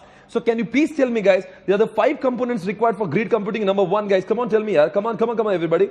बताएंगे दोस्तों computation का होगा। Donor के पास में storage का, donor के पास में थोड़ी टेम्परेरी स्टोरेज होना चाहिए ना, ताकि जब तक आंटी में डेटा आएगा जाएगा, ये कम्युनिकेशन बिजी होगा, तो उनके पास में भी थोड़ा टेम्परेरी स्टोरेज होना चाहिए। नंबर तीसरी बात communication. Tell me why communication required? Because data aunty से डोनर के पास और डोनर से आंटी के पास में आने जाने, don't you think you need a communication? And tell me why software is required? Tell me एक काम को 1 लाख लोगों में टुकड़े में बांटना और उनसे काम करवा के लेना, ये काम तो आंटी का नहीं। It will be done by what? Software. ये software grid software which will divide the work into what many smaller parts, और वो चेक इट विल एंश्योर कि सबसे काम होकर आया कि नहीं हुआ। और लास्ट में what is the special equipments? देखो मान लो डोनर्स में भी कुछ खास डोनर्स होंगे जिनके पास में कुछ अलग टाइप का प्रोसेसर होगा या अलग टाइप का, तो उनको हम लोग क्या करेंगे, इस समय पे यूज नहीं करेंगे, उनको बाजू में रखेंगे, तो इन केस ऑफ इमरजेंसी हम उनका इस्तेमाल कर सकते हैं। देखो स्पेशल इक्विपमेंट मतलब क्या? See every donor has got see every donor is not equal, there might be some computers which are highly equipped। तो हम लोग क्या करेंगे, उनको ऐसे समय पे यूज करेंगे जब आंटी के में विशेष काम होगा। अरे बोलो ना। तो 5 कंपोनेंट्स बताओ जाने आने के लिए। टुकड़े कौन करेगा? सॉफ्टवेयर करेगा। काम कौन करेगा? डोनर करेगा। क्या उनके उसमें टेम्परेरी स्टोरेज होना चाहिए? हो गया। अब दोस्तों आपने एक बेनिफिट्स पढ़े होंगे, यू आर। जिनको ये नहीं आ रहा होगा मेमोरी टेक्निक, वो ऐसे पेज का इस्तेमाल तुरंत करें। आप सभी जान सकते हो, यहां पे दिया यू आर, क्या लिखा है? You R parallel. इसमें नहीं क्या? कौन सा चैप्टर चल रहा है अभी? ओहो मैं भूल ही गया था, कोई बात नहीं। U R parallel and virtual resource, that's why I rely on your management. U R parallel and virtual resource, that's why I rely on your management। अब देखो मेमोरी टेक्निक आपको पसंद है नहीं पसंद है, पर इतनी बात जरूरी है, आईसीए को पॉइंट जरूर पसंद है। तो अगर आपको 2 ऑप्शन है, आप खुद से वैसे याद कर लिए, दूसरी बात है कि मेमोरी टेक्निक से याद करें, आपको जो कन्वीनियंट लगे। मेमोरी टेक्निक हमारे पढ़ाई का वो कंपोनेंट है जिससे आपकी पढ़ाई करने का जो है ना वो स्पीड बढ़ता है। मतलब अगर एग्जामिनेशन में क्वेश्चन आ गया तो आपको पता है यू आर पैरेलल अगर क्लिक हुआ तो you will be able to write all the points. अगर नहीं आता तो हो सकता है कुछ 4-5 पॉइंट लिखे, हो सकता है कुछ आपने इन हाउस 2-3 डेवलप कर ली जिसका कोई संबंध ही नहीं था। तो अगर कुछ लोग होते हैं उनको पता है 7 पॉइंट है, 4-5 खुद से लिखे, 4-5 तो बराबर लिखेंगे, पर उसको याद है 7 था, but you could write only 5। Bharat माता की जो 2 इन हाउस डेवलप करेंगे पर 7 जरूर लिखे है। ट्राई टू अंडरस्टैंड, ऐसे आंसर लिखने से आप आपका इंप्रेशन की पूरी बजा रहे हो। इसीलिए दोस्तों अगर आपको एक्यूरेट हेडिंग्स लिखना बहुत जरूरी है। If you do not right accurate headings you will not be able. कुछ लोग मुझे पूछते हैं सर अगर हमने एक्यूरेट हेडिंग नहीं लिखा, हमने गलत हेडिंग लिखा पर अंदर का मैटर बराबर लिखा, बेटा वो अंदर जाएंगे तब पढ़ेगा ना। अगर हेडिंग गलत है तो वो अंदर जाएंगे ही नहीं। और दूसरी बात वाइस वर्सा देखते हैं, अगर मान लो हेडिंग सही है और अंदर का मसाला पूरा ऊपर लेके गए, कुछ लोग ना हेडिंग जोरदार लिखते और अंदर ऐसा बजाते ना जिसका हेडिंग का और आंसर का कनेक्शन ही नहीं है, दिस इज नो कनेक्शन। ऐसे लोगों की भी बहुत आईसीए बजाता है। ट्राई टू अंडरस्टैंड, पर यह बात तभी कम से कम एक बार अच्छी है कि हेडिंग सही है, क्योंकि अंदर पढ़ा तो प्रॉब्लम है ना, क्योंकि वो 7 पॉइंट है, he is not going to read all the points. इतना टाइम होगा नहीं, हो सकता है उसने 2-3 पॉइंट पढ़े, पर अगर सोचो 7 में से 2 पॉइंट रीड आउट किए और 2 पॉइंट में आपने इतना ठोका है तो सोचो जो 5 अच्छे पॉइंट लिखे ना उसके ऊपर की श्रद्धा उड़ जाएगी। नहीं समझा आपको मेरा सवाल? इसलिए ठोकने की जरूरत नहीं। आप वो आपकी किस्मत खराब है तो हमेशा वही पॉइंट पिक करेगा जहां पे आपने ठोका है, तो बाकी वो पढ़ेगा। देखो he is going to do a sampling, who is not going to read everything. वो सैंपलिंग में ऐसा सैंपल नहीं उठना चाहिए। कौन सा सैंपल? जहां पे आपने बहुत बजाया है ना। तो भाई और बहनों अंदर की चीज जैसे अब मैं आपको देखता हूं कितने लोग बजाते हैं यहाँ पे। बताओ रे बच्चों इसका मतलब क्या है? यू मतलब क्या? तो जितने भी डोनर्स अंडर यूटिलाइज थे उनका भी यूज हो जाएगा। आर मतलब क्या बोलिए साहब? रिसोर्स बैलेंसिंग मतलब क्या रे? रिसोर्स बैलेंस मतलब क्या है? जिन लोगों का, कुछ लोगों को हम लोग क्या करेंगे, जिनका काम नहीं उनको यूटिलाइज कर लेंगे। समझा नहीं मैं? अगर मान लो कोई आंटी है उसका काम अभी रिसोर्सेज के खाली पड़े हुए, वो काम नहीं दे रही है, तो जिसको ज्यादा काम है उसको बैलेंस करवा देंगे। तीसरी बात पैरेलल मतलब क्या है? अरे 1 लाख लोग साथ में काम कर रहे हैं ना, पैरेलल ही होगा। नंबर 4 क्या है? वर्चुअल। हाँ, आंटी के पास में सारे कंप्यूटर उड़कर नहीं आएंगे फिजिकली, आंटी के पास में 1 लाख कंप्यूटर फिजिकली नहीं आए हुए। Virtually she is enjoying the benefit of all the 1 lakh computers. Access to additional resources का मतलब क्या है बताओ? See you are using their processor undoubtedly, पर अगर मान लो डोनर का प्रोसेसर के साथ में अगर उसका इंटरनेट का स्पीड अच्छा होता, आंटी भी बोलेगी देखो भाई तुमने प्रोसेसर देखी मेरे ऊपर मेहरबानी किया, पर एक बार और मेहरबानी कर दो कि तुम्हारा इंटरनेट भी दे दो या तुम्हारा सॉफ्टवेयर भी दे दो। हो सकता है, देखो जरूरी नहीं है कि आंटी डोनर का सिर्फ प्रोसेसर यूज करेगी। Aunty may use their internet, aunty may use their software. Said what कि एडिशनल रिसोर्सेज का भी इस्तेमाल हो सकता है। What is the next point? Reliability. बताओ 1-2 डोनर मर गया, 10 कंप्यूटर खराब हो गए, is it going to make any difference? No, because reliability. यार भाई 10 डोनर काम नहीं करे तो कोई प्रॉब्लम नहीं, बाकी तो है ना। तो एक डोनर के मरने से कुछ नहीं होगा। It is always reliable. And what is the last point? Tell me, अगर सबके ऑपरेटिंग सिस्टम अलग होंगे, सबको ये डेल का होगा, कोई डोनर एचपी का होगा, कोई डोनर एसर का होगा, कोई तोशिबा का, कोई सोनी का, कोई किसी का भी होगा, एप्पल का होगा, तो आप मुझे बताओ क्या सबके कंप्यूटर एक ऑपरेटिंग सिस्टम के और एक कंपनी के होना जरूरी है? तो इसलिए बोलता है मैनेजमेंट करना बहुत आसान है। तो फिर से एक बार बताएंगे, U R parallel. U for what? Under user. R मतलब क्या? रिसोर्सेज। पी से यू आर पैरेलल। पैरेलल मतलब यू पैरेलल। वर्चुअल मतलब वर्चुअलाइजेशन। रिसोर्स मतलब resources. That's why rely. Rely मतलब रिलायबिलिटी। और मैनेजमेंट मतलब आप सभी को कह रहे हो पॉइंट्स को याद करना बेहद जरूरी है। आप देखोगे उन लोग के लिए कितनी प्रॉब्लम है जिन्होंने आज तक इन पॉइंट्स को याद ही नहीं किया। कई लोग बोलते हैं रट्टा मारने की जरूरत नहीं, पर पॉइंट्स को याद करना बेटा बहुत जरूरी है। आप कुछ भी कह लो, आईसीआई पॉइंट्स को देखती है, आपको पसंद पड़े नहीं पड़े वो आपका अपना पर्सनल मैटर है। आप बोलेंगे मुझे तो मत कर, अगले टाइम में जरूर करेगा। ट्राई टू अंडरस्टैंड दोस्तों, इस अटेम्प्ट में नहीं कर रहा तो मत करो, मेरा क्या है। दोस्तों भाई और बहनों बताएंगे दुनिया में 4 तरह के क्लाउड है, प्राइवेट, पब्लिक। अरे प्राइवेट, पब्लिक। लगता है आपकी एनर्जी डाउन हो रही है, उसको अप करिए, बिकॉज एग्जामिनेशन सिर्फ 48 घंटे। एक बार बोलेंगे प्राइवेट, पब्लिक। आप बताएंगे जो मेरा है, जो किसी और का नहीं, that is what private. But the any cloud which is available for others is called as what? Public. Private दोनों भूल गए क्या आप लोग? आप बताओ कितने टाइप के क्लाउड दिख रहे हैं यहां पे? मुझे एक बात पूछना है, बताऊं? बोलो ना, कौन सा ज्यादा सिक्योर है, प्राइवेट या पब्लिक? बिकॉज मेरा डेटा मेरे घर ही है। और तो अमेजॉन वेब सर्विसेज जो ले लो या फिर वो ले लो, इट इज व्हाट? अमेजॉन, रैकनेट, अरे गोडैडी, सब क्या है ये पब्लिक है प्राइवेट है? और मेरी ऑर्गेनाइजेशन ने अपने ही जगह पे क्लाउड बनाया, सारा एक कंप्यूटर रूम बनाया, सर्वर रखे, और अब सारा मेंटेनेंस मैं खुद करता हूं, एसी खुद की, बिजली खुद की, 2-3 इंजीनियर बैठा है जो मॉनिटरिंग करते हैं। ये सब क्या है? और मैंने सिर्फ पैसा किराया देता हूं मैं, आई don't have to pay, I don't have to buy anything, I just have to pay the rental charges, I don't have to manage anything public, I don't have to take the tension of management and administration maintenance. कहां पे third party will maintain? Public. कहां पे you have to maintain? Private. आप बताएंगे भाई और बहनों, private और पब्लिक में कहां पे पैसा ज्यादा लगेगा, कहां पे सस्ता होगा? Which one is more scalable? Public. Which one is more secured? कहां पे जब चाहे तब अवेलेबल? पब्लिक। क्योंकि प्राइवेट में कैसा है, अगर मान लो यू नीड मोर तो आपको मार्केट जाके खुद खरीदना है। यहां पे कैसा है, पैसा फेंको, तमाशा देखो, बिकॉज यहाँ पे आपने क्या हुआ, गलत होगा, मतलब पैसा दे दो और मिल जाएगा तुरंत, because it is available on website, right? You just have to make the payment, it is available to you everybody. अब क्या हुआ बताओ बच्चों, हाइब्रिड क्या होता है? ये कभी वो प्राइवेट लगता है, कभी वो, अरे बोलो ना, कभी वो पब्लिक लगता है, इसलिए उसका नाम क्या होता है? अब बताओ, पहले पहले मैंने शौक के खातिर प्राइवेट को यूज किया, पर जब मुझे मालूम चला उसकी कीमत बहुत ज्यादा हो गई तो मैंने कुछ डेटा पब्लिक पर भी रख दिया, तो मेरे पास क्या है, प्राइवेट भी नहीं है और पब्लिक भी नहीं। अब क्या मैं यूज कर रहा, हाइब्रिड। आप बताओ चौथी बात क्या है? ये लोग क्या करते हैं, जैसे कि कोई एक इंडस्ट्री के लोग हैं, जैसे मान लो सारे ऑटोमोबाइल के लोग या फिर सारे सीए कोचिंग के लोग, उन्होंने सबने मिला के एक क्या बनाया, क्लाउड बनाया। बिकॉज बताओ प्राइवेट क्यों नहीं? Because private, when they went for private they found it very costly, but why they don't want to keep their data on public? Because it is very insecure. तो बोले एक काम करते हैं, प्राइवेट भी चाहिए, सिक्योर्ड भी चाहिए, पर पैसा भी नहीं है, तो इसलिए क्या करा, सब लोगों ने मिलकर कॉन्ट्री किया। अब बताओ उसका नाम प्राइवेट क्यों नहीं? बिकॉज किसी के बाप का नहीं, सबका मिला के है। और बताओ वो पब्लिक क्यों नहीं? बिकॉज आम जनता के लिए अवेलेबल नहीं है, तो इसका नाम क्या रख दिया? हो गया। हाँ हाँ, हमारी सास कैसी हो? अंदर से बोलो, आप भूल गए क्या ढोगलो? अभी सास का तो जरूरत कल है एग्जामिनेशन में, पहले याद होने से कोई फायदा नहीं। सास तो कल काम में आएगी, बिका लिख लेना है, इसके ऊपर एक क्वेश्चन हमेशा होगा। और सास का उपयोग आपको अगर याद नहीं तो लिख के हाथ पे लेके चल जाओ, बिकॉज वैसे भी एग्जाम में लिखना ही है। आपको वापस से कह रहा हूं, परसों के दिन जब सवेरे होगी, 2 बजे का पेपर होगा, 1 बजे लिख देना हमारी सास कैसी हो। और अगर एग्जामिनेशन में पकड़े भी गए तो बोला मैं सास की रिस्पेक्ट करता हूं,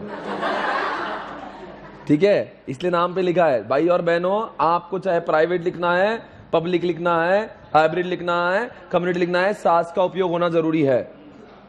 बताएंगे दोस्तों, हमारी सास कैसे हो? मतलब चाहे कुछ भी लिखेंगे तो इसका उपयोग होगा, चाहे एडवांटेज लिख ले आप, चाहे चारों का। आपको मैं एग्जांपल बताओ, सास, एस फॉर व्हाट? अरे जल्दी बोलो, टाइम नहीं मेरे पास। हाँ बोलो रे, एस फॉर व्हाट? लगता है आपका ध्यान नहीं है, क्या हुआ? S for what? Come on guys, scalable. S for what? S for what? A for what? A for what?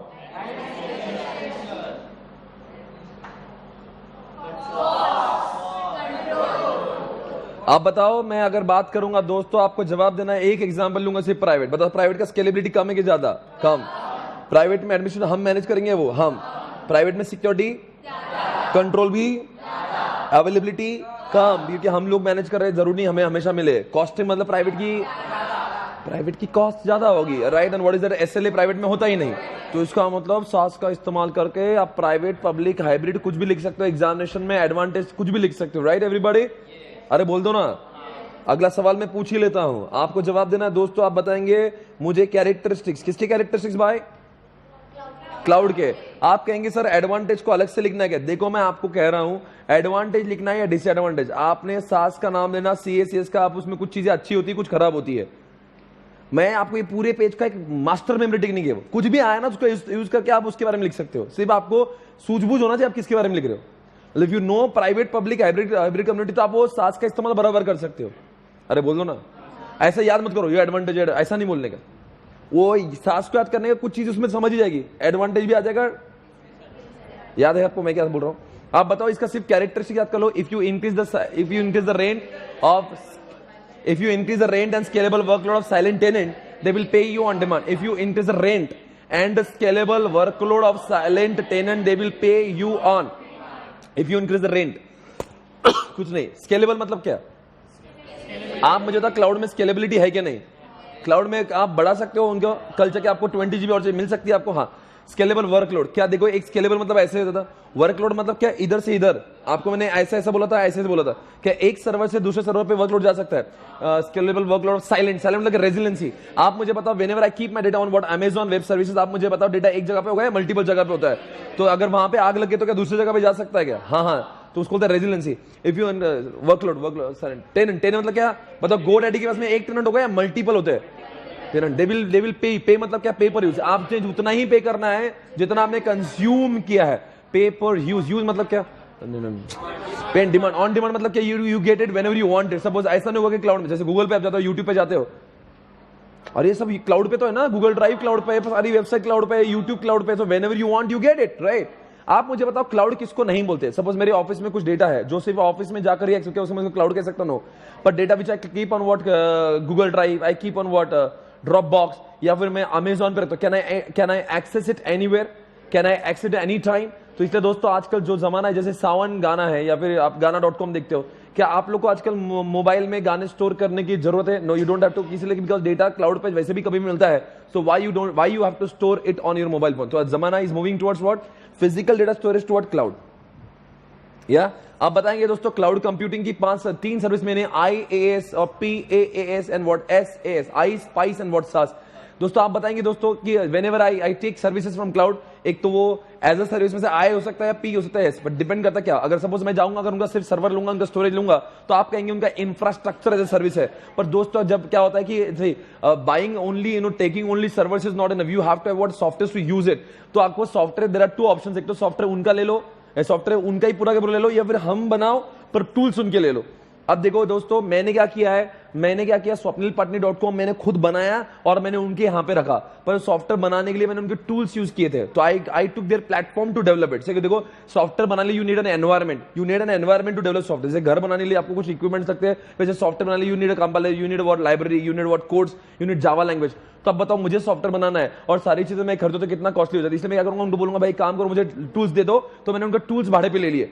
तो क्या बोलेंगे, हमने सास नहीं दिया, हमने आपको एक प्लेटफॉर्म दिया ताकि आप क्या बना सको, सॉफ्टवेयर। पर बताओ सास में क्या होता है? देखो आई में आपको सिर्फ जगह मिली, सर्वर मिले, प्रोसेसर मिले। पास में क्या मिला, जगह मिली, प्रोसेसर तो मिली, पर सॉफ्टवेयर बनाने के टूल्स मिले।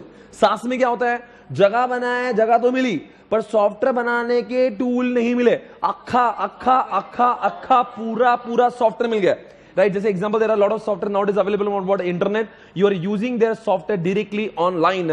Everybody, हम लोग सॉफ्टवेयर बना रहे हैं या सॉफ्टवेयर उनका ही होता है? हम लोग सिर्फ सॉफ्टवेयर का इस्तेमाल कर रहे हैं। तो हम लोग क्या यूज कर रहे हैं? अरे जैसे जीमेल, क्या आपने और मैंने जीमेल बनाया क्या? हमारे घर वालों ने जीमेल बनाया क्या? हम तो उनका बनाया जीमेल यूज कर रहे हैं। हम तो ऐसे यूज करते हैं जैसे अपने पापा का है। Try to understand guys, Gmail हमारे पापा का नहीं है, जीमेल तो किसी के बाप का है ना, मतलब गूगल का है। तो हम लोग तो सास यूज कर रहे हैं। व्हाट्सएप क्या सास है? व्हाट्सएप हमारा है क्या? बोलते मेरा व्हाट्सएप, तुम्हारा है क्या? तुमने बनाया क्या? मैंने बनाया क्या? पर हम तो ऐसे समझते जैसे अपना ही थे, तो बनाया क्या? वो तो सास है। It is a software as a service given by WhatsApp, Gmail. तो 3 बताएंगे, IPS। अगले पेज पे जाएंगे दोस्तों, ये पेज मेरा पूरी तरह से खत्म होगा दोस्तों। इस चैप्टर को खत्म होने में सिर्फ और oh my god it is gonna get over, oh हो ला last page guys, come on everybody check it out. क्या पढ़ाई कर रहे हो मां कसम दोस्तों। BYOD bring your own device everybody. क्या आपका जोश कहां है? ज्यादा पढ़ लिए भाई और बहनों, आपको बताना BYOD के लॉन्ग फॉर ब्रिंग योर, मतलब ओए हाय। देखो आपकी एग्जामिनेशन बस थोड़ी देर में चालू होगी। Try to understand guys, you have to be very serious when you recall, because आज जो जितना ज्यादा पढ़ेगा उतना परसों के दिन उसको बहुत मजा आएगा एग्जामिनेशन देते, वरना ऐसे मजे लेगी। भाई और बहनों आप जवाब देंगे क्या BYOD में you are gonna bring your, yes. See, if you all are working in my organization, I am not going to provide you my devices because I don't have to incur so much of cost. I will ask you because anyways you have got your own devices. So why don't you bring your devices when you come to the organization? So bring your devices because anyways you have having what? Smartphones. You are having what? Laptops. You are having iPad. तो आप अपने device लेकर आएंगे। सो बताएंगे ये सब आपके laptop लाने से मेरा क्या फायदा होगा? मुझे खर्चा करने की जरूरत नहीं, मेंटेनेंस करने की जरूरत नहीं। आपका लैपटॉप झक मार के आप मेंटेनेंस करोगे। बताओ आपको अच्छा क्यों फील होगा? Because you are using your own device. मुझे क्यों अच्छा लगेगा? बिकॉज मेरा खर्चा नहीं, मेंटेनेंस नहीं। अब बताओ आपका एफिशिएंसी बढ़ेगा बिकॉज आपको अपना लैपटॉप बड़ा फैमिली लगता है। तो बताओ तो दोनों का भी विन विन हो गया। अरे बोल दो ना, पर इसमें रिस्क बहुत है। इंडिया इंडिया बताएंगे I for come on everybody. अरे बोलो ना implementation. N for what? Network. D से what? Device. And A for what? 1 second guys. I for what? Come on everybody. ये क्या है इंप्लीमेंटेशन? देखो ये सारी चीजें प्रैक्टिकल में करना बहुत मुश्किल है, बिकॉज आप में ऑर्गेनाइजेशन का एम्प्लॉय क्यों अपनी चीजों को लाएगा।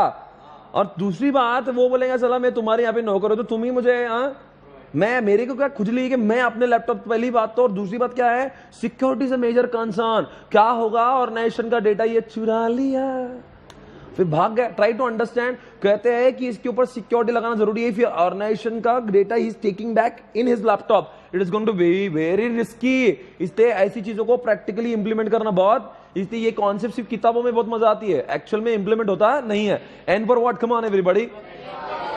Network try to understand. Being the organisation owner I should at least understand कि मेरे नेटवर्क में कितने लोग हैं। साला मैं अपनी ऑर्गेनाइजेशन का ओनर होने के बावजूद मुझे यह तक पता नहीं है कि मेरी ऑर्गेनाइजेशन के नेटवर्क पर भी कितने लोग हैं। See if I would have provided you my own devices I would have known कि कितने लैपटॉप यूज हो रहे हैं। But since I have asked you to bring your devices, कोई आईपैड लाया, कोई लैपटॉप लाया, कोई कुछ लाया, मुझे यह तक पता नहीं है। मैं कितना बेबस, मैं कितना लाचार हूं कि मुझे यह तक पता नहीं कि मुझे स्कैन करना है किस किस को। अभी इस समय मेरे नेटवर्क में कितने लैपटॉप कनेक्टेड मुझे वो तक पता नहीं, मैं प्लानिंग भी नहीं कर सकता। D for what?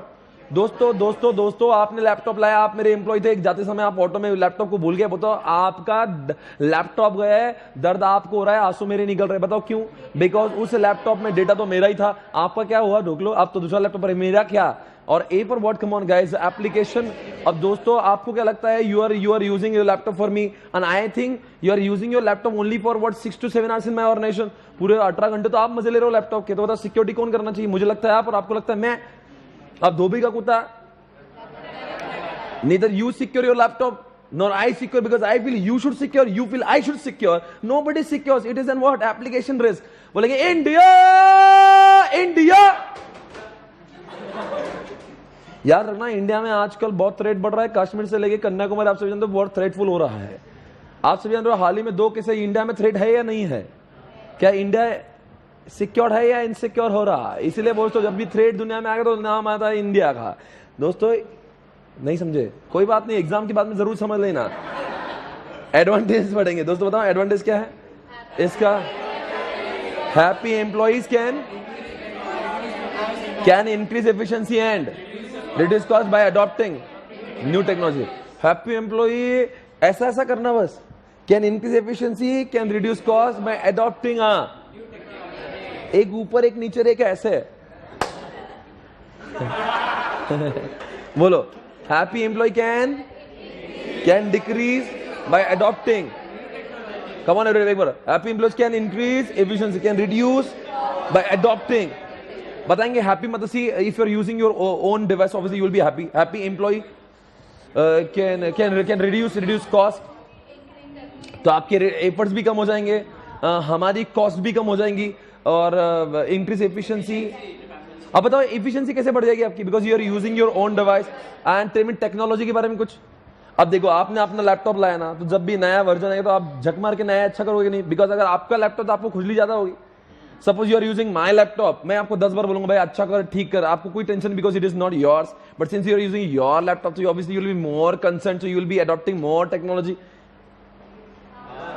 हो गया साली। ओ माय गॉड, दुनिया में वेब 1, वेब 2, वेब 3 होता है दोस्तों। वेब 1 वो होता है जो swapnilpatni.com या ICI.org, जहां पे सिर्फ इंफॉर्मेशन जाती है। जैसे ICI में आपको लगा कि आपको बहुत गाली देना है, can you do that? No. आपकी इच्छा है, आपको कुछ बोलना है, पेपर बहुत वाहियात तक, कौन से पागल ने पेपर सेट किया था? आपको क्या बोल सकते हो क्या आप? नहीं। पर सोचो फेसबुक पे, यूट्यूब पे जितनी भड़ास निकालना निकाल सकते क्या? नहीं। तेरी तो ऐसी वैसी पूरा बोल सकते हैं, आपकी जो मन मर्जी ना, फेसबुक पे, यूट्यूब पे, nobody can stop you, right? It is नहीं, इट इज वेब 2। तो वेब 1 आपको समझा? वेब 1 में सिर्फ वो बोलेंगे, आप कुछ नहीं कर सकते। पर सोचो ICI जिस दिन फेसबुक पे आ जाएगा, बजा दिया। ICI के प्रेसिडेंट ने बोलना चाहिए आपको हमसे बात करना है तो आप फेसबुक पे आके बात करो। पर ICI को पता है बच्चों के जबान को लगान नहीं, कौन कब विकेट लेगा पता नहीं। भाई और बहनों, बच्चों की जितनी भड़ास, जितने अटेम्प्ट लगेंगे उतनी भड़ास निकलेगी। तो वेब 2 अभी तक ICI ने वेब 2 का इस्तेमाल नहीं किया और कभी करेंगे भी नहीं, बिकॉज आप सभी जानते हो लोग वहां पे बजा सकते हैं। वेब 2 में क्या दोनों साइड से होता है, ऐसे बोलेगी आप बजाओगे, ऐसे बोलेगी आप बजाओगे। अभी क्या हो रहा है, ऐसे बजा रही है, आपको बोलना है आपके दिल के अरमा दिल में ही है, बिकॉज ऐसे है। हाँ, वेब 1 यूज कर रही है। वेब 1 मतलब वन साइडेड, वेब 2 मतलब दोनों साइड से। अब वेब 3 क्या होता है, 3 साइड से। आप बोले तीसरा क्या होता है? अभी ये सवाल, ये तीसरा जो ना आपको आजकल का यूट्यूब पे दिखता है, सजेस्टेड आता है। देखो, web 3 is very advance. Web 3 में क्या करता है, whenever you interact with YouTube, जैसे YouTube is what web 3 as well, Amazon is web 3। अरे आजकल आता ना सजेस्टेड सिमिलर प्रोडक्ट्स, कितना एडवांस हो गए आजकल। आप लोग सर्च कुछ अलग करते हो। आपने सपोज देखो, आज ही मैंने क्या किया, एक I was just searching, I was searching admission for pre schools. अब मैं प्री स्कूल के लिए एडमिशन के लिए सिलेक्ट कर रहा हूं, तो मैंने अब उसको मैंने सिर्फ बोला कि मैंने ये बोला है कि मेरे पास घर में बच्चा है, नहीं बोला। मैंने सिर्फ इतना बोला कि मेरे क्या करना है, मुझे प्री स्कूल। अभी मतलब उसको समझ ले, अच्छा इनके घर में बच्चा है। तो अगली बार मैं फेसबुक खोल रहा हूं तो मुझे एडवर्टीजमेंट क्या आ रही है, बच्चों के टॉयज, बच्चों के डॉक्टर्स, बच्चों के क्लोथ्स। firstcry.com मुझे आज तक ऐड नहीं किया, फर्स्ट क्राई ने मुझे ऐड किया। क्यों? उसको समझा इनके घर में बच्चा है। Web 3 is very advance. Web 3 मतलब जो आप जितना भी जो करते हो ना, it analyse what you doing on internet and it gives you suggestions according. Web 3 is very advance. आजकल वही तो चल रहा है। वेब 3 आप कभी फेसबुक पे जो आपको ऐसा कुछ नहीं दिखाता, वही दिखाता जो आपके इंटरेस्ट का होता है। कभी आप ऑब्जर्व करिए, वो वेब 3 होता है। तो इसलिए फेसबुक और यूट्यूब ये सारी चीजें वेब 2 तो थे ही। आपको देखो ना, सजेस्टेड फ्रेंड्स कौन से आते हैं। आपको एक इंसिडेंट बताता, एक बंदे का नंबर मैंने अपने मोबाइल में स्टोर किया, मोबाइल है। अब मोबाइल के फोन लॉक में गया ना, तो मेरा जीमेल से वो फोन लॉक लिंक्ड है, तो मुझे फेसबुक ने उसका फ्रेंड रिक्वेस्ट भेजा। फेसबुक बोल रहा है तुझे इससे फ्रेंडशिप करना है क्या? मैंने कहा इसको, बिकॉज मैंने उसका फोन नंबर स्टोर किया था, तो फेसबुक ने डेटा चुरा लिया। फिर बोला चलो क्या टेक्नोलॉजी है ना, लुक एट इट। मतलब the world is so ahead. मतलब हम अपने घर में जो कर रहे हैं, पूरे इंडिया को मालूम हो गया कि अच्छा ये इसने कुछ तो किया है। वेब 3 इज फार अहेड है। मतलब आजकल आप देखते हो, आप आई थिंक सभी लोगों ने कभी ना कभी ऐसा महसूस किया इसको, ये वही टाइप की एड दिखा रहा है। तो इसलिए वेब 3 को पूछने के एग्जामिनेशन में चांसेस ज्यादा है। आजकल फेसबुक का डेटा लीकेज का चल रहा है, आप सभी जानते हो। फेसबुक डेटा एनालिटिक्स कर रहा था, और आपको फेसबुक का पता ना, फेसबुक के ओनर को कितने कोर्ट में हैरेसमेंट कर रहा है आजकल, बिकॉज उसने पूरा डेटा चुराया था। Tell me why he was doing that thing, because ये सारा डेटा चुरा के सारे वेबसाइट को firstcry.com को किसने बोला? गूगल और फेसबुक ने बोला। समझ में आया मैं क्या बोल रहा हूं? हम जो हमारा स्टेटस, हमारी जो चीजें है ना, वो फेसबुक एनालाइज करता है। और फेसबुक क्या करता है, सब करके वो बड़े बड़े कंपनियों को बेचता है। हाँ, तो बड़े कंपनी उन्हीं को एडवर्टीजमेंट करते हैं जो उनके टारगेट है। firstcry.com आपको नहीं करेगा बिकॉज आपके पास बच्चा नहीं है अभी। तो ऐसा सेंड टू ऑल नहीं होता है वो। ट्राई टू अंडरस्टैंड मैं क्या बोल रहा हूं। जो एडवर्टीजमेंट उसी को ही दिखाई जाती है जो उसके काम का है। I hope you are understanding what I am saying. तो ये पूरा गेम प्लान तो फेसबुक का बिजनेस है, पर उसके चक्कर में उसने क्या किया, अपने पर्सनल अपना जो पर्सनल है वो डेटा भी चोरी कर लेना उसने। नहीं समझा उसको क्यों बजा रहे हैं भाई, तू ठीक है बिजनेस कर रहा है, पर तेरे बिजनेस के चक्कर में तू ये भी जानता है कि हमारी पर्सनल जो चीजें है वो भी, उसका भी धंधा कर लिया उसने। वो भी आपको आपके एक प्रोफाइल बन गया कि आप किस टाइप का। अगर आपको जितने बार आपके बारे में जितना आपके घर वाले नहीं जानते, उतना फेसबुक का ओनर जानता है। आप किसको लाइक करते हो, किसको पोक करते हो, किसको वेव करते हो, आपकी स्टेटस, आपका लाइक्स, आपके कमेंट्स को, सारी चीजों को ऑब्जर्व कर रहा है और फिर आपको बोल रहा है अच्छा बेटा। तो ये क्या उसको बोलते हैं, डेटा एनालिटिक्स, जो आपको इसके बाद में पढ़ना है। इसके अगले चैप्टर में आता ना, उस तब मैं उसके बारे में इतना ज्ञान नहीं दूंगा। मैं अभी शॉर्टकट में अभी बता दिया, वो बाद में नहीं बताऊंगा। डेटा एनालिटिक्स बोलते हैं इसको। अभी चैप्टर 5 में आएगा डेटा एनालिटिक्स क्या होता है, बिजनेस इंटेलिजेंस। वो जब आएगा, मैं अभी ये उसका एग्जांपल, तो ये एग्जांपल जरूर टोक ना, ये एनालिटिक्स है। आपके डेटा वेस्ट नहीं होता है, वो सारी चीज आपके एक हाई, एक कमेंट, एक लाइक तक एनालिसिस होता है। समझ में आ रहा है? वो ऐसा वैसा नहीं, आपके लिए तो टाइम पास है। आपने किसका फोटो देखे, आपने जो सर्च किया ना वो भी फेसबुक देख रहा है। आपने कितने बजे किसको क्या देखा, आपकी चॉइस क्या, आप क्या सर्च करते हो। आपको तो मैं अकेले में बैठा हूं, मैं यूट्यूब में अकेले सर्च कर रहा हूं। भाई और बहनों, गलत है, कोई तो है खुश हो रहा है।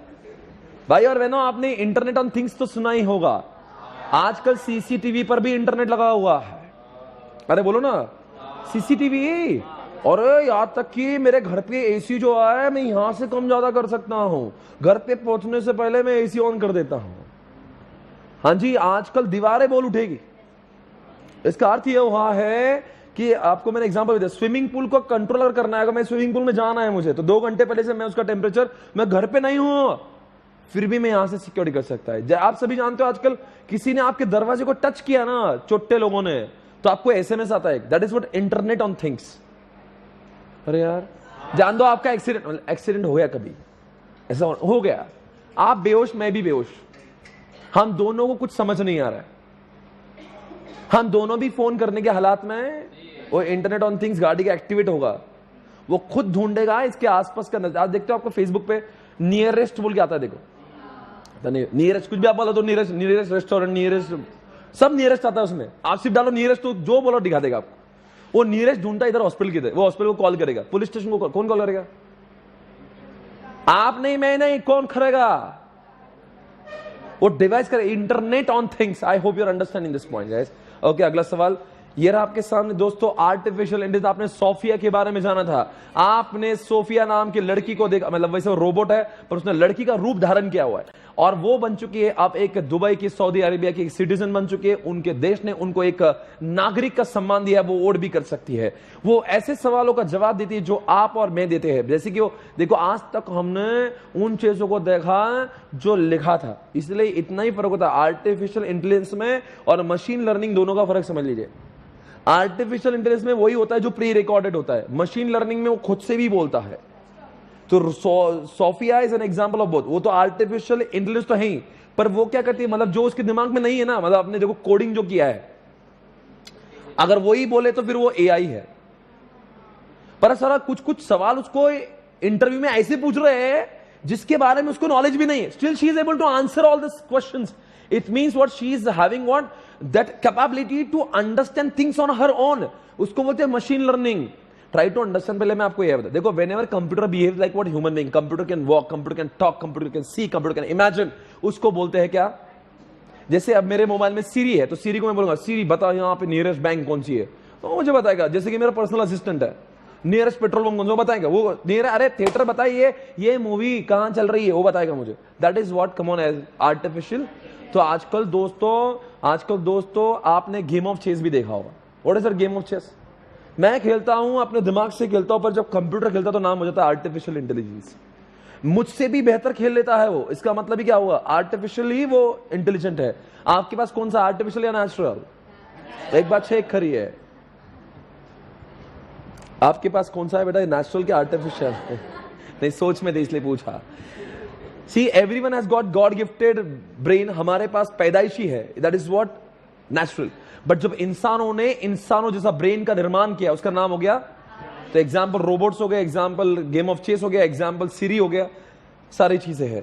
तो ये आर्टिफिशियल इंटेलिजेंस ठीक है, आप सभी जानते हो। ऑटोनोमस, आजकल वो गूगल कार भी आपको दिखाया था मैंने क्लास में, ये सारी चीज तो हमने कितना डिटेल में पढ़ी थी। गूगल कार, आजकल कार खुद को, कार के अंदर ड्राइवर ने अपने आप चल रहे है, अपने खुद पे खुद चल रहे है। सोचो हाईवे पे। Number 2, medical diagnosis. आपके जैसे जो, अगर आप किसी भी पैथोलॉजी में आजकल जाते हो, आपका ब्लड आपने दिया, उस ब्लड सैंपल को चेक करने वाला डॉक्टर नहीं होता, मशीन चेक करता है आपके बॉडी में क्या सिम्टम्स है। नंबर 3 बात, मैथमेटिकल, ठीक है, ऑनलाइन असिस्टेंस मतलब ही जो अपना सीरी है। तो आई think you understood this. Machine learning के बारे में कुछ बताना चाहूंगा। सी मशीन लर्निंग में आपको एग्जांपल मैंने क्लास में दिया था, वो स्टॉप का था, स्टॉप। अब कैसा उसको बोलाना कि हे गूगल कार, स्टॉप को देख के स्टॉप करना। अब साला क्या होता, वो था स्विट्जरलैंड और वहां पे स्टॉप के जो बोर्ड था उसके ऊपर आधा बर्फ गिरा था। अब एसटी के ऊपर बर्फ है और ओपी खुला है। अब उसको क्या दिख रहा है, ओपी। किसको?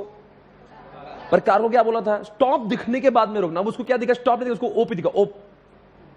अब ओप पे रुक गया है, इसका मतलब वो उसके अंदर मशीन लर्निंग है, वो खुद ब खुद समझा कि ये स्टॉप था और इसके ऊपर बर्फ गिरी थी, इसलिए वो ओपी दिख रहा। ये तो मशीन लर्निंग हुआ।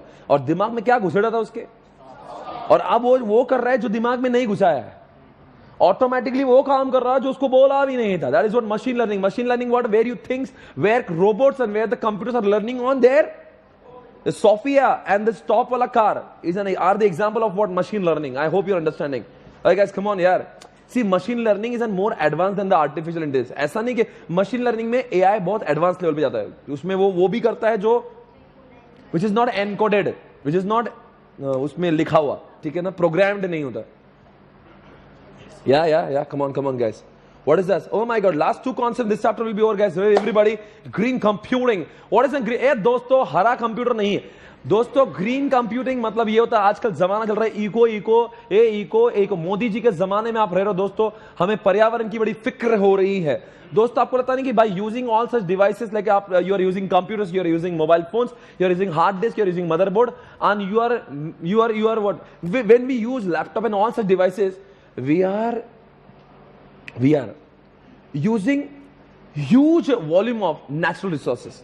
एक लैपटॉप जब बनता है 1.8 टन नेचुरल रिसोर्सेज का कंजम्पशन होता है.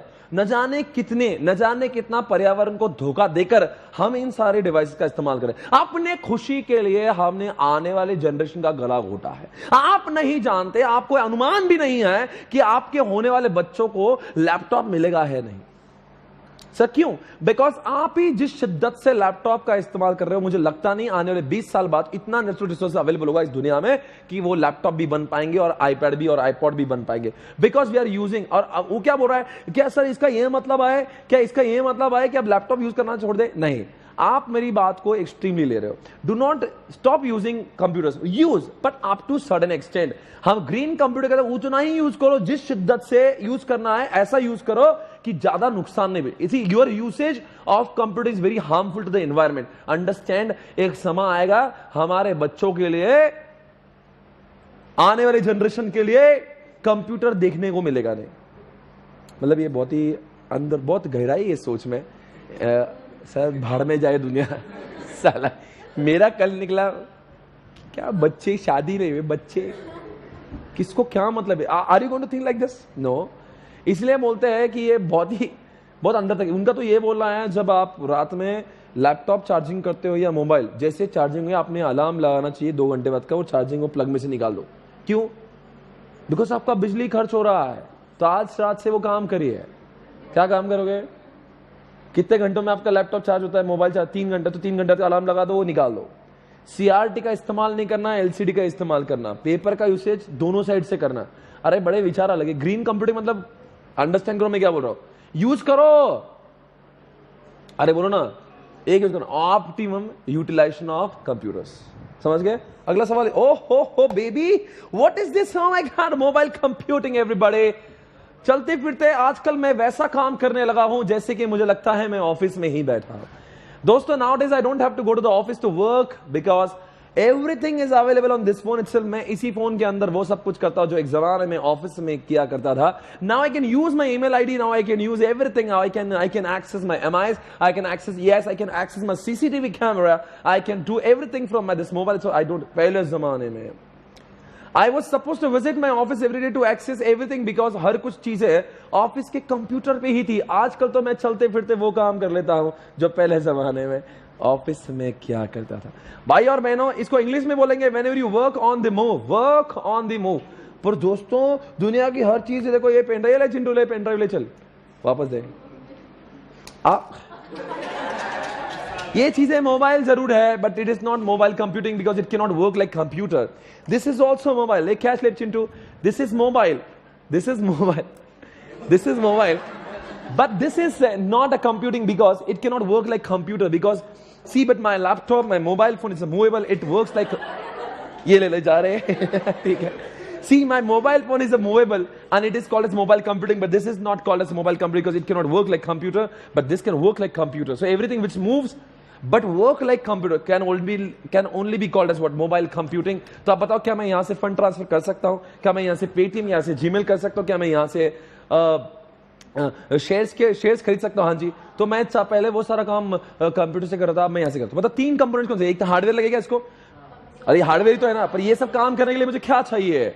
एक एप्लीकेशन चाहिए. और बाय इंप्लीमेंटिंग और installation of this software is not enough. आपके मोबाइल में नेटवर्क भी अच्छा होना आवश्यक है. तो बताएंगे, can you please tell me 3 components required for this, and the hardware and the software and the network guys. That's all over.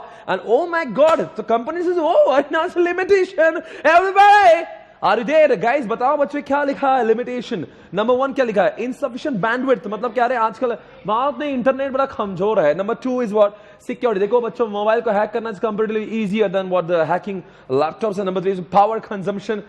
बिजली का प्रॉब्लम। देखो मोबाइल की बैटरी बड़ी लो हो जाती है। देखो एक नोकिया जमाने में 3315 एक बार चार्ज किया हफ्ते भर तक मजे लेते रहो, बट दोस्तों यहां पे सवेरे से शाम नहीं निकलती। नंबर 4 ट्रांसमिशन इंटरफेरेंस, मतलब क्या रे? कभी आपने सुना है ये ट्रांसमिशन इंटरफेरेंस? कभी कभी ये टनल में या लिफ्ट में अंडरग्राउंड पे कवरेज आता है कि नहीं आता है? That's why it is a problem and potential health authority. दोस्तों यहां पर ब्रेन हैमरेज और कैंसर भी हो सकता है। ज्यादा मोबाइल का उपयोग ना करें और अपने सीने के साथ में उसको ना रखें, बिकॉज आप बहुत बड़ी मुसीबत में आ सकते हो। Number last human interface with the device, मतलब आजकल के मोबाइल के और जो कीपैड होते हैं इट्स वेरी स्मॉल।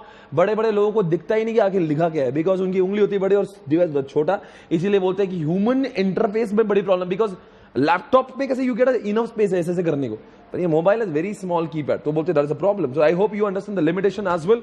सो आप सभी का एक काम जरूर है मेरे, देखो ये चैप्टर हमने पूरा खत्म कर लिया है, अब आई am moving on the next chapter. But guys रुको, मुझे अगले चैप्टर पे जाने दो। एक चैप्टर आप होमवर्क करो, क्योंकि मुझे 3 घंटे में 3 चैप्टर्स खत्म करना है, क्योंकि आपकी एग्जामिनेशन परसों है। भाई और बहनों इधर मेरे पास देखो, अभी देखो मेरी आंखों में देखो, मैंने आपको ये पूरा चैप्टर पढ़ाया, right? So what is the expectation from you? आप इस चैप्टर के अंदर जितनी भी मेमोरी टेक्निक लिखी थी वो सारे मेमोरी टेक्निक का क्या करोगे आप? आपको रिवाइज करना है। कम से कम मुझे लगता है 6 से 7 मेमोरी टेक्निक्स थी, बट आपके इस मेमोरी टेक्निक में से 1 आधा 2 क्वेश्चन एग्जामिनेशन में आया तो आपको पूरे मार्क्स मिलना चाहिए। ऐसा EIS का पेपर 60 मार्क्स लेगा, out of which you have to solve 50 marks, but उन 60 मार्क्स में से अगर सोचो 2 या 3 क्वेश्चन भी अगर आ जाते हैं जो मेमोरी टेक्निक बेस्ड है, तो उसमें से पूरे के पूरे मार्क्स आपको श्योर शॉट मिलेंगे। और एक होता है फ्लो चार्ट 8 मार्क्स का, वो भी श्योर शॉट मिलना चाहिए। मतलब 15 से 20 मार्क्स के क्वेश्चन ऐसे होना चाहिए कि आप में उसमें कोई भी डाउट आपको नहीं कि मुझे आएंगे नहीं आएंगे, और बाकी में से आधे भी आ गए तो हम पास हो जाएंगे। First of all what you have to secure passing. 60 में से 60 ऐसा नहीं होता है, हर 60 में से हर मार्क आप ठोक नहीं सकते हो। 20 मार्क ऐसे ठोकना ना, 20 में से 18 आना चाहिए। देखो आप ट्राई टू अंडरस्टैंड, ऐसा पेपर पूरा अपने पापा का नहीं होता क्यों पूरा ठोक देंगे। कैसे ठोक देंगे? क्या बीकॉम है क्या? ऐसा क्या हमारे फैमिली ने पेपर नहीं बनाया? अंडरस्टैंड वन थिंग, पेपर में डिफिकल्टी होगी, पर आपको यह पता होना जो सिंपल फुल टॉस बॉल है ना उस पर छक्का बैठना चाहिए, और जो डिफिकल्ट है उसमें डिफेंस करना चाहिए, आउट नहीं होना चाहिए। यॉर्कर है तो आउट नहीं होना चाहिए। वो उतनी समझ, देखो 2 टाइप के पेपर होता है, डिफेंस होता है कि अटैकिंग होता है। You first of all before you start paper you should no attack वाला है तो कितने क्वेश्चन अटैक वाले, जो अटैक वाले होंगे ना उसमें से 80-90% मार्क्स आना चाहिए। मतलब कि 30 मार्क का पेपर होगा, जो बोलते हैं एकदम नहीं कैसे लल्लू पंजो होगा, तो 30 में से आपके 25-27 मार्क बैठना चाहिए। और बचे 30 में से मान लो बहुत डिफिकल्ट है, बहुत ही डिफिकल्ट है, या एवरेज है या कुछ है, तो आप मान के लो उसमें से 40 से 50% भी मार्क्स है, तो 30 में से 15 आ गए, या मान लो 12 मार्क्स है, बहुत 12 है, और इसमें से 30 में से 25 है, मतलब सॉरी 20 में से आपने कितने लाए, इधर से 30 में से 18 आ गए, 30 में से कितने 28 आए थे यार, 25 आए थे, और बाकी 12 है। तो अगर ऐसा होना तो 37 मार्क्स से 35 मार्क्स आपको आ जाएंगे। आप 35 इसमें से, और ऐसे में तो अभी बाकी है। तो अंडरस्टैंड, आपको ऐसा नहीं फील होना जैसे when you right the paper, ऐसा नहीं होगा कि हर चीज आपको बहुत सिंपल लगेगी। तो do not get demotivated after seeing the paper. कुछ क्वेश्चन होंगे ना जो आप बोलेंगे सर कहां पे पढ़ा ही नहीं था, अरे तो ठीक है ना यार, 2 मार्क्स 2 क्वेश्चन ऐसे आने ही वाले जो आपको लगे मालूम ही नहीं कुछ, और बिल्कुल आपका दिमाग की फ्यूज उड़ जाएगा, आपको लगता है ये स्कोप के बाहर है मेरे, ये मैंने कल ही ऑप्शन में छोड़ा था। ऐसे क्वेश्चन 2 होंगे, इतनी किस्मत हमारी अच्छी नहीं कि सारा अपने को आएगा, 2 क्वेश्चन तो आएंगे नहीं। और इसीलिए ऐसे क्वेश्चन कभी कभी होगा ए बहुत अच्छे से आ रहा, बी नहीं आ रहा, तो ऐसा होगा ना, तो आप अकेले नहीं हो, पूरे इंडिया में ये प्रॉब्लम सबको आएंगी। पर ऐसे समय पे आपको ये पता होना जो मुझे अच्छा आ रहा है ना उसमें से मेरे मार्क्स कट होना नहीं चाहिए, इतनी तैयारी आपकी होना चाहिए। मतलब पेपर तो बताओ, अगर सारे क्वेश्चन आने लग गए तो फिर ये सीए का एग्जामिनेशन नहीं माना जाएगा। अंडरस्टैंड करो मैं क्या बोल रहा हूं। आपको ये पूरा भरोसा होना चाहिए कि ये आने ही वाला है, ऐसे 2-3 क्वेश्चन, आपका मन की तैयारी बनाओ। वरना क्या होता है इसमें मालूम है, जो बच्चा तैयारी नहीं करके आता उसको लगता है 3-4 क्वेश्चन उसने डिफिकल्ट देख लिया ना, वो डिमोरलाइज हो जाता है, उसको लगता है मुझे कुछ भी नहीं आ रहा है। ऐसा नहीं सोचने का, सब लोग ऐसे हौले से बैठे होते हैं। हर एक आदमी का अपना एक वीकनेस होता है, सबको 15-20 मार्क का आता ही नहीं है, पर हम लोग उसको छोड़ेंगे नहीं ना, करेंगे कुछ ना कुछ तो लेके आएंगे, मिलेंगे तो नहीं बोलेंगे। पर जो आ रहा है वो इतना अच्छे से आना चाहिए, मतलब 90-95% मार्क्स आना चाहिए उसमें से। फिर उसमें इतना मस्त उसके डायग्राम, चार्ट, ये वो, इंट्रोडक्शन, एग्जाम्पल्स, फिर उसमें पूरा रंगीला कर दो उसको, फिर उसमें से 4 में से 3.5 आना चाहिए। Are you able to understand? अब जो नहीं आ रहा तो नहीं आ रहा यार, ठीक है, उसके गम पछतावे में आपको बैठना नहीं है, वो गया तो गया, पर जो आ रहा है वो माहौल बना। अब देखो क्रिकेट भी जब देखते हो, हर बॉल पे कुछ बॉल डॉट बॉल भी जाते हैं यार, कुछ ओवर पूरी मेडन जाती है, पर कुछ ओवर में तो 25 रन भी बन जाते हैं। तो ऐसा आपको क्रिकेट का गेम याद रखना है। फिर भी तो ऐसा होता है ना, कहीं और मैदान जाने के बाद में भी टीम जीती, पर जो आपके लायक होता है ना उसमें आपने बहुत खेलना चाहिए। Are you able to understand what I am saying? Okay guys, I am moving on the next chapter everybody.